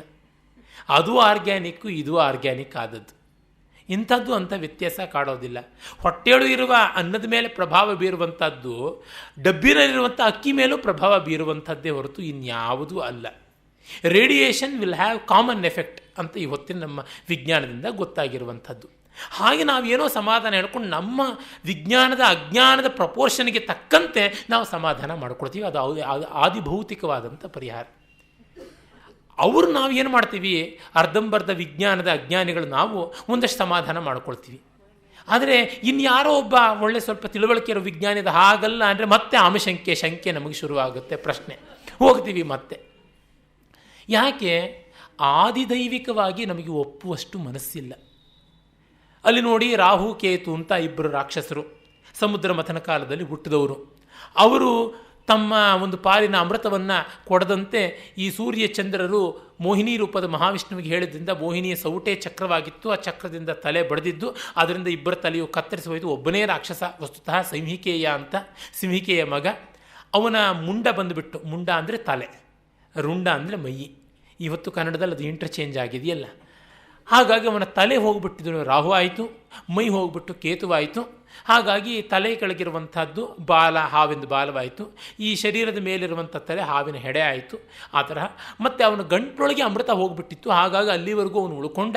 ಆ ಗಂಟ್ಲಿಂದ ಹಾರಿ ಬಿದ್ದ ಅಮೃತ ಯಾವುದಿದೆ, ಆ ರಕ್ತ ಲಿಪ್ತವಾದಂಥ ಅಮೃತ ಅದು ಹೊರಗೆ ಬಿತ್ತು. ಆಗ ವೈಟ್ ಬ್ಲಡ್ ಕಾರ್ಪಸಲ್ಸ್ ಅಂತ ಯಾವುದಿವೆ ಅವು ಬೆಳ್ಳುಳ್ಳಿ ಆಯಿತು, ರೆಡ್ ಬ್ಲಡ್ ಕಾರ್ಪಸಲ್ಸ್ ಅಂತ ಯಾವುದಿವೆ ಅದು ಈರುಳ್ಳಿ ಆಯಿತು. ಅದಕ್ಕೆ ನಮ್ಮ ಮಡಿಗೆ ಬರೋದಿಲ್ಲ, ವರ್ಜ್ಯ ಅಂತ ಹೇಳುವಂಥ ಪುರಾಣ ಕಥೆಯನ್ನು ಹೇಳ್ತೀವಿ. ಇದಿರುವಂಥದ್ದು ಈರುಳ್ಳಿ ಬೆಳ್ಳುಳ್ಳಿ ಹೇಗೆ ಅಂತ ಪುರಾಣದಲ್ಲಿದೆ. ಲಶುನೋತ್ಪತ್ತಿ ಪ್ರಕರಣ, ಸುಕಂದುಕೋತ್ಪತ್ತಿ ಪ್ರಕರಣ ಅಥವಾ ಫಲಾಂಡುತ್ಪತ್ತಿ ಪ್ರಕರಣ ಅಂತ ಹೇಳಿಬಿಟ್ಟು ಪುರಾಣಗಳಲ್ಲಿ ಬರುತ್ತೆ. ಇದು ನೋಡಿದ್ರೆ ನಮಗೀಗ ನಗು ಬರುತ್ತೆ, ವಿಶ್ವಾಸ ಬರೋಲ್ಲ. ಅದಕ್ಕೋಸ್ಕರ ವಿಜ್ಞಾನಕ್ಕೆ ಹೋಗ್ತೀವಿ. ಅಲ್ಲ, ಈಗ ಹಲ್ಲೋ ಬಂದಿದೆ ಅಂತಂದರೆ ಬೆನ್ನಿಗೆ ಗುದ್ದಿಸ್ಕೊಂಡ್ರೆ ಹಲ್ಲು ಬೀಳುತ್ತೆ ಇಲ್ಲ. ನಾವು ಇಲ್ಲಿರುವಂಥ ಪ್ರಶ್ನೆಗೆ ಫಿಸಿಕ್ಸು ಮ್ಯಾಥಮೆಟಿಕ್ಸ್ನಲ್ಲಿ ಉತ್ತರ ಹುಡುಕಿದ್ರೆ ಏನು ಸಿಗುತ್ತೆ? ಫಿಸಿಕ್ಸು ಮ್ಯಾಥಮೆಟಿಕ್ಸಲ್ಲಿರೋ ಸಮಸ್ಯೆಗೆ ನಾವು ಬಯಾಲಜಿನಲ್ಲಿ ಬಾಟನಿಯಲ್ಲಿ ಉತ್ತರ ಹುಡುಕಿದ್ರೆ ಎಲ್ಲಿ ಸಿಗುತ್ತೆ? ಆದರೆ ನಮಗೇನೋ ಬೇಕು, ಕೆಲವೊಮ್ಮೆ ಸಿಗಲೂಬಹುದು, ಇಲ್ಲ ಅಂತಲೂ ಅಲ್ಲ. ಈ ಥರದ್ದು ಮಾಡಿಕೊಂಡು ನಾವು ಹೇಗೋ ಒಂದು ಮನಸ್ಸಿಗೆ ಸುಳ್ಳಿಸ್ಕೊಳ್ಳು ಸಮಾಧಾನ ಕೊಟ್ಕೊಳ್ಬೇಕು ಅಂತ. ಯಾಕೆ? ಆ ಅಧಿಯಜ್ಞೀಯವಾದ ಸೌಂದರ್ಯ ನಮಗೆ ಗೊತ್ತಿಲ್ಲ. ಪೂತಿ ನರಸಿಂಹಾಚಾರ್ಯ ಬಹಳ ಚೆನ್ನಾಗಿ ಹೇಳ್ತಾರೆ, ನಮಗೆ ಒಂದು ಐಲಾಟ ಬೇಕು, ನಮಗೊಂದು ಹುಚ್ಚಾಟ ಬೇಕು, ಅದಕ್ಕಾಗಿ ಇರೋದು ಪೂಜಾ ವಿಧಾನಗಳು ಅಂತ.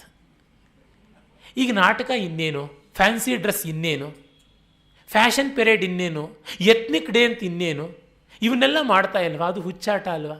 ಆದರೆ ಅದರಿಂದ ಸಿಗ್ತಾ ಇರುವ ಆನಂದ ಸುಳ್ಳೋ ಸತ್ಯವೋ? ಪಕ್ಕದಲ್ಲೇ ಕಡಲೆಕಾಯಿ ಪರಿಚಯ ಇದೆ. ದಾರಿ ಒಳಗೆ ಬರ್ತಾ ಇದ್ದಾಗ ನನಗೆ ನೋಡಿ ಸಿಕ್ಕಾಪಟ್ಟೆ ಸಂತೋಷ ಆಯಿತು. ಸಮಯ ಇದ್ದಿದ್ರೆ ಅಲ್ಲಿ ಒಂದು ರೌಂಡ್ ಹಾಕಿ ಬರೋಣ ಅಂತ ಇದ್ದೆ. ಕಡಲೆಕಾಯಿ ಬೇಕು, ಅರೆ ಕಡಲೆಕಾಯಿ ಪರಿಚಯ ಅನಿವಾರ್ಯವಲ್ಲ. ಆದರೆ ಆ ಕಡಲೆಕಾಯಿಗೊಂದು ಪರಿಚಯ, ಆ ಪರಿಚಯಗೊಂದು ಕಥೆ. ಅಲ್ಲೆಲ್ಲ ಮುಂಚೆ ಕಡಲೆಕಾಯಿ ಹೊಲ ಇತ್ತಂತೆ. ಆ ಹೊಲದಲ್ಲಿ ಒಂದು ವೃಷಭ ನಂದಿ ಎತ್ತು ಬಂದು ಮೇಯ್ತಾ ಇತ್ತಂತೆ. ಅದೇ ಆ ದೊಡ್ಡ ಬಸವಣ್ಣ, ಅದರ ಸ್ಮರಣೆಯಲ್ಲಿ ಅದು ಮೇಯ್ದಿದ್ದ ದಿವಸ ಆ ಫಸಲು ತುಂಬ ಚೆನ್ನಾಗಿ ಬಂತಂತೆ, ಅದಕ್ಕೋಸ್ಕರ ಮಾಡುವಂಥದ್ದು ಅಂತ. ಅಂದರೆ ಎಲ್ಲ ಕಡೆಯಿಂದಲೂ ಕಡಲೆಕಾಯಿ ತರ್ತಾರೆ. ಬರೀ ಕಡಲೆಕಾಯಿ ಇರತ್ಯ, ಅದನ್ನು ಹುರಿಯೋದಕ್ಕೂ ಸಾಧನಗಳು ಬರ್ತವೆ. ಬರೀ ಹುರಿದ್ರೆ ಸಾಕ, ಒಂದಿಷ್ಟು ಬೆಲ್ಲವೂ ಇರುತ್ತೆ, ಅದರ ಜೊತೆ ಖಾರದ ಕಡಲೆ ಬೀಜವೂ ಇರುತ್ತೆ, ಅದರ ಜೊತೆಗೆ ಸೌತೆಕಾಯಿ, ಬೆಂಡು, ಬತ್ತಾಸು, ಕಲ್ಯಾಣ ಸೇವೆ ಒಂದೇ ಎರಡೇ. ಹೀಗೆಲ್ಲ ಹೊಟ್ಟೆಗಿದ್ದ ಮೇಲಿಂದ, ಹೊಟ್ಟೆ ತಿಂದ ಮೇಲಿಂದ ಕಣ್ಣಿಗೆ ಒಂದಷ್ಟು ತಂಪು ಬೇಕು. ಅಲ್ಲಿ ಒಂದಷ್ಟು ಬಯಲಾಟವೋ ಅಥವಾ ಟೆಂಟ್ ಸಿನಿಮಾನೋ ಅಥವಾ ಒಂದು ನಾಟಕವೋ ಏನೆಲ್ಲ ಒಂದಿರುತ್ತೆ. ಹೀಗಾಗಿ ಇಡೀ ಒಂದು ಸಂಸ್ಕೃತಿಯ ತುಣುಕೆ ಅಲ್ಲಿ ಬಂದು ಬೀಳುತ್ತೆ. ಹೀಗೆ ತಿನ್ನುವುದೊಂದು ಕಡಲೆಕಾಯಿ ಆದರೂ ಅದಕ್ಕೊಂದು ಕಲ್ಪ ಬೇಕು. ಅಂದರೆ ಇದೆಲ್ಲ ತಿನ್ನೋದಕ್ಕೆ ಇಷ್ಟು ಸಂಭ್ರಮವ? ನಮ್ಮ ಮನಸ್ಸಿನಲ್ಲಿ ಉಳಿಯುತ್ತೆ. ಒಂದು ಚೇಂಜ್ ಬೇಕು ಅಂತ ತಾನೇ ಇರುವಂಥದ್ದು. ಇವತ್ತು ನಾವು ಕಲ್ಪಿಸಿಕೊಂಡು ಎಷ್ಟೆಷ್ಟು ಸುಳ್ಳು ಪಳ್ಳು ಉತ್ಸವಗಳನ್ನು ಮಾಡ್ತೀವಿ, ಇಲ್ಲದ ಉತ್ಸವಗಳನ್ನೆಲ್ಲ ಮಾಡ್ಕೊಂಡು ಬರ್ತೀವಿ. ಕಲ್ಪ ಅನ್ನುವುದು ಆನಂದೋತ್ಸಾಹಕ್ಕೆ ಇರುವಂಥದ್ದು. ಎಲ್ಲ ಪೂಜೆಯೂ ಅಷ್ಟೆ. ದೇವ ಮಂದಿರ, ಭಜನೆ, ಪೂಜೆ, ಪ್ರಸಾದಗಳು ಜೀವನದ ಅಲಂಕಾರ, ಮನಸ್ಸಿನ ಉದ್ಧಾರ. ಭಾವಮಂ ಕ್ಷುಲ್ಲ ಜಗದಿಂ ಬಿಡಿಸಿ ಮೇಲೊಯ್ಯುವುದು ಯಾವುದಾದೊಡ ಮಳಿತು ಮಂಕುತಿಮ್ಮ ಅಷ್ಟೇ. ಅದು ಬಿಟ್ಟು ನನಗಿನ್ಯಾವುದೂ ತೋಚ್ತಾ ಇಲ್ಲ. ಇನ್ಯಾವುದಾದ್ರೂ ಇದ್ದರೆ ನನ್ನ ಅನುಭವಕ್ಕೆ ಎಟಕಿಸ್ಕೊಡಿ ಅಷ್ಟೇ. ಇನ್ಯಾವುದೋ ಸ್ವರ್ಗವೋ, ಮತ್ಯಾವುದೋ ನರಕವೋ, ಮತ್ಯಾವುದೋ ಕೈವಲ್ಯವೋ ಇದ್ದರೆ ದಯಮಾಡಿ ನನಗೂ ತೋರಿಸಿಕೊಡಿ, ನಾನೂ ಆಗ ಒಪ್ಪಿಯೇನು ಅಂತ ಅನ್ನಬೇಕಾಗುತ್ತೆ. ಮತ್ತೆ ಹಾಗಿದ್ದರೆ ಇವೆಲ್ಲ ಏನು? ಇವುಗಳಲ್ಲಿ ಒಂದು ಆನಂದ ಇದೆ. ಆ ಸ್ವರ್ಗ ಆದರೂ ಇನ್ನೇನು ಸ್ವಾಮಿ, ಆನಂದಕ್ಕೆ ತಾನೇ ಇರುವುದು. ಅದು ಬಿಟ್ಟು ಇನ್ನೇನನ್ನು ಮಾಡುತ್ತೆ? ಇಲ್ಲ ನಮಗೆ ಪ್ರಮೋಷನ್ ಬರಬೇಕು, ಇನ್ಕ್ರಿಮೆಂಟ್ ಬರಬೇಕು, ಅದಾದರೂ ಸಂತೋಷಕ್ಕೆ ತಾನೇ ಇರೋದು. ಪ್ರಮೋಷನಿಂದ ಒಂದು 4 ಕಾಸು ಜಾಸ್ತಿ ಬರುತ್ತೆ ಅಂತ ತಾನೇ, ಇಲ್ಲದೇ ಇನ್ನೇನು ಇನ್ನೊಂದು 4 ಜನ ಚಪ್ರಾಸಿಗಳು ಸೆಲ್ಯೂಟ್ ಮಾಡ್ತಾರೆ ಅಂತ ತಾನೇ ಇನ್ನೇನು. ಅದನ್ನು ಮಾಡಿದ್ರೆ ನನ್ನ ಅಹಂಕಾರ ವೃದ್ಧಿ. ನನ್ನ ಅಹಂಕಾರ ವೃದ್ಧಿ ಆದರೆ ಆನಂದ. ಈ ಅಹಂಕಾರ ಅನ್ನುವ ಹಾಲು ನನ್ನ ಶರೀರ ಅನ್ನುವಂಥ ಪಾತ್ರೆಯಲ್ಲಿ ಉಕ್ಕೇರಿದಾಗ ನನಗೆ ಆನಂದ ಆಗುತ್ತೆ ಅಷ್ಟೆ. ಆ ಆನಂದ ಉಕ್ಕೇರುವುದಕ್ಕಾಗಿ ಸಕಲ ಪ್ರಯತ್ನಗಳು ನಡೀತಾ ಇವೆ. ಅಂದರೆ ಎಲ್ಲ ರಿಚುವಲ್ನ ಫಲ ಅದೇನೆ ಅಂತ ಗೊತ್ತಾಗುತ್ತೆ. ಇಲ್ಲದೇ ಇದ್ದರೆ ಕೆಲವರು ಕೆಲಸಕ್ಕೆ ಬಾರದೇ ಇದ್ದರೂ ಎಮ್ಮೆಗಳನ್ನು ಮಾಡಿದ್ದೇ ಒಂದಷ್ಟು ಹಿಂಡೋದಿಲ್ಲ ಹಾಲು, ಒಂದಷ್ಟು ಸಗಣಿನೂ ಹಾಕೋದಿಲ್ಲ. ಏನು ಹೆಸರು ಪಕ್ಕ 24 ಎಮ್ಮೆ ಇಟ್ಕೊಂಡ್ರೆ ಗಿನ್ನೀಸ್ ಬುಕ್ಕಲ್ಲಿ ಸೇರಿದಂತೆ ಆಯಿತು. ಗಿನ್ನೀಸ್ ಬುಕ್ಕಲ್ಲಿ ಏನು ಕೊಡ್ತಾರೆ? ಒಂದು ತಗಡು ಕೊಡ್ತಾರೆ ಅಷ್ಟೇ. ಯಾವನೊಬ್ಬ ಸರ್ವಭಕ್ಷಕ ಒಂದು ಮಿನಿ ವಿಮಾನದಿಂದ ಮೊದಲುಕೊಂಡು ಎಲ್ಲ ತಿಂದಿದ್ದ ಅಂತ Guinness book of world record ಶೋನಲ್ಲಿ ಬಂದಿತ್ತು. ಅವನಿಗೆ ಆ ಪ್ಲೇಕ್ ಕೊಟ್ಟರೆ ಆ ಪ್ಲೇಕಿನ ಅಂಚನ್ನು ಕೂಡ ಕಡಿದು ತಿಂದು ತೋರಿಸ್ದ. ಇನ್ನು ಉಳಿದದ್ದು ಉಳಿಸ್ಕೊಂಡ ಆ ರೆಕಾರ್ಡ್ಗೋಸ್ಕರ ಅಂತ. ಅಂದರೆ ಸಕಲ ಸಾಧನಗಳು ಇರುವುದು ಆನಂದಕ್ಕೆ ಅಂತ. ಹಾಗಾಗಿ ಆನಂದ ಅನುಭವಿಸುವಂತೆ ಆದರೆ ಏನು ಮಾಡಿದ್ರೆ ಏನು? ಅದಕ್ಕೆ ಇವೆಲ್ಲ ಬೇಕಾಗುತ್ತೆ, ಎಲ್ಲ ಐಲಾಟಗಳು ಬೇಕಾಗುತ್ತೆ ಅಂತ. ಇಷ್ಟೇನಾ? ಹಾಗಿದ್ರೆ ಇವೆಲ್ಲ ಯಾತಕ್ಕೆ ವ್ಯವಸ್ಥೆ? ಇನ್ಯಾವುದು ಇರಬಹುದಾಗಿತ್ತಲ್ಲ, ಯಾತಕ್ಕೆ ಹೀಗಿದೆ ಅಂದರೆ ನಮಗೆ ನಂಬಿಕೆ ಕುದುರೋದಿಲ್ಲ. ಅದಕ್ಕೋಸ್ಕರವಾಗಿ ನೋಡಿ, ಈ ನಂಬಿಕೆ ಅನ್ನುವುದಿದ್ದರೆ ನಡೆಯುತ್ತೆ ಅನ್ನೋದಕ್ಕೆ ಒಂದು ಕಥೆ. ಒಬ್ಬ ವೈದ್ಯ ಪಾಪ ನಿಂಬೆಹಣ್ಣನ್ನು ಬಳಸ್ಕೊಂಡು ಬಹಳ ಚೆನ್ನಾಗಿರುವಂಥ ಔಷಧಿಗಳು ಮಾಡಿ ಮನೆ ಮಂದಿಗೆಲ್ಲ ಆರೋಗ್ಯವನ್ನು ಕರುಣಿಸ್ಬೋದು ಅಂತ ಪ್ರಯತ್ನಪಟ್ಟು ಒಂದು ಅಂಗಡಿ ಇಟ್ಟನಂತೆ. ಸಾಮಾನ್ಯವಾದ ಎಷ್ಟೋ ರೋಗಗಳಿಗೆ ನಿಂಬೆಹಣ್ಣಿನ ಬೇರೆ ಬೇರೆ ಅನುಪಾನಗಳಿಂದ ವೈದ್ಯ ಮಾಡ್ಬೋದು ಅಂತ. ಒಬ್ಬರೂ ಬಂದು ಮೂಸಲಿಲ್ಲ, ಅಯ್ಯೋ ಇವನು ಅಳಲೆಕಾಯಿ ವೈದ್ಯ ಇದ್ದಂಗೆ ನಿಂಬೆಹಣ್ಣಿನ ವೈದ್ಯ ಹೋಗು ಅಂತ. ಆಗ ಅವನ ಕಡೆಗೆ ಮನೆಯಲ್ಲಿ ಒಂದು ದೇವಿ ವಿಗ್ರಹನ ಸ್ಥಾಪನೆ ಮಾಡಿಬಿಟ್ಟು ಧ್ಯಾನ ಮಾಡ್ತಾ ಕೂತ್ಕೊಂಡ್ಬಿಟ್ಟ. ಒಂದು 6 ತಿಂಗಳು ಬರಲೇ ಇಲ್ಲ. ಹೊರಕ್ಕೆ ಬಂದರೆ ಯಾರೂ ಬರಲಿಲ್ಲ. ಹೊರಕ್ಕೆ ಬಂದರೆ ಇವನು ವಿಭೂತಿ ಕುಂಕುಮಗಳು ಜೋರಾಗಿ ಹಣೆ ಮೇಲೆ ಇಟ್ಕೊಳ್ಳೋದು, 3 ಹೊತ್ತು ಮಣಮಣ ಮಂತ್ರ, ಗಣಗಣ ಗಂಟೆ, ಧೂಪ ದೀಪ ಇವುಗಳು ಕಾಣಿಸ್ತಾ ಇತ್ತು. ಇವನು ಹೆಂಡತಿ ಏನ್ರಿ ಇದ್ದ ದುಡ್ಡೆಲ್ಲ ಈ ಕರ್ಪೂರಕ್ಕೆ ಖರ್ಚಾಗ್ತಾ ಇದೆ, ಇನ್ನು ಗತಿ ಏನು ಅಂತ 6 ತಿಂಗಳು ತಾಳು ಅಂತಂದ. ಆಮೇಲೆ ರಸ್ತೆಯಲ್ಲಿ ಹೋಗ್ತಾ ಇದ್ದು ಯಾವನೋ ಒಬ್ಬ ಹುಡುಗ ಮೂರ್ಛೆ ಹೋಗ್ಬಿಟ್ಟ. ಇವನು ತಕ್ಷಣವೇ ಒಳಕ್ಕೆ ಕರ್ಕೊಂಡು ಬಂದು, ಅಪ್ಪ ನಿನಗೆ ತುಂಬ ಕಷ್ಟ ಬಂದಿದೆ, ಏನು ಯೋಚನೆ ಮಾಡಬೇಡ, ಭಗವತಿ ಪ್ರಸಾದ ಕೊಡ್ತೀನಿ, ಇದು ನೋಡು ಅಂತ ಹೇಳಿಬಿಟ್ಟು ಪಾದ ಹತ್ತಿರ ಇದ್ದಂಥ ನಿಂಬೆಹಣ್ಣು ಪೂಜೆ ಮಾಡಿದ್ದನ್ನು ಹೆಚ್ಚಿ ಕೊಟ್ಟು ಹಿಂಡಿ ಅವನಿಗೇನೋ ಉಪಚಾರ ಮಾಡ್ದ.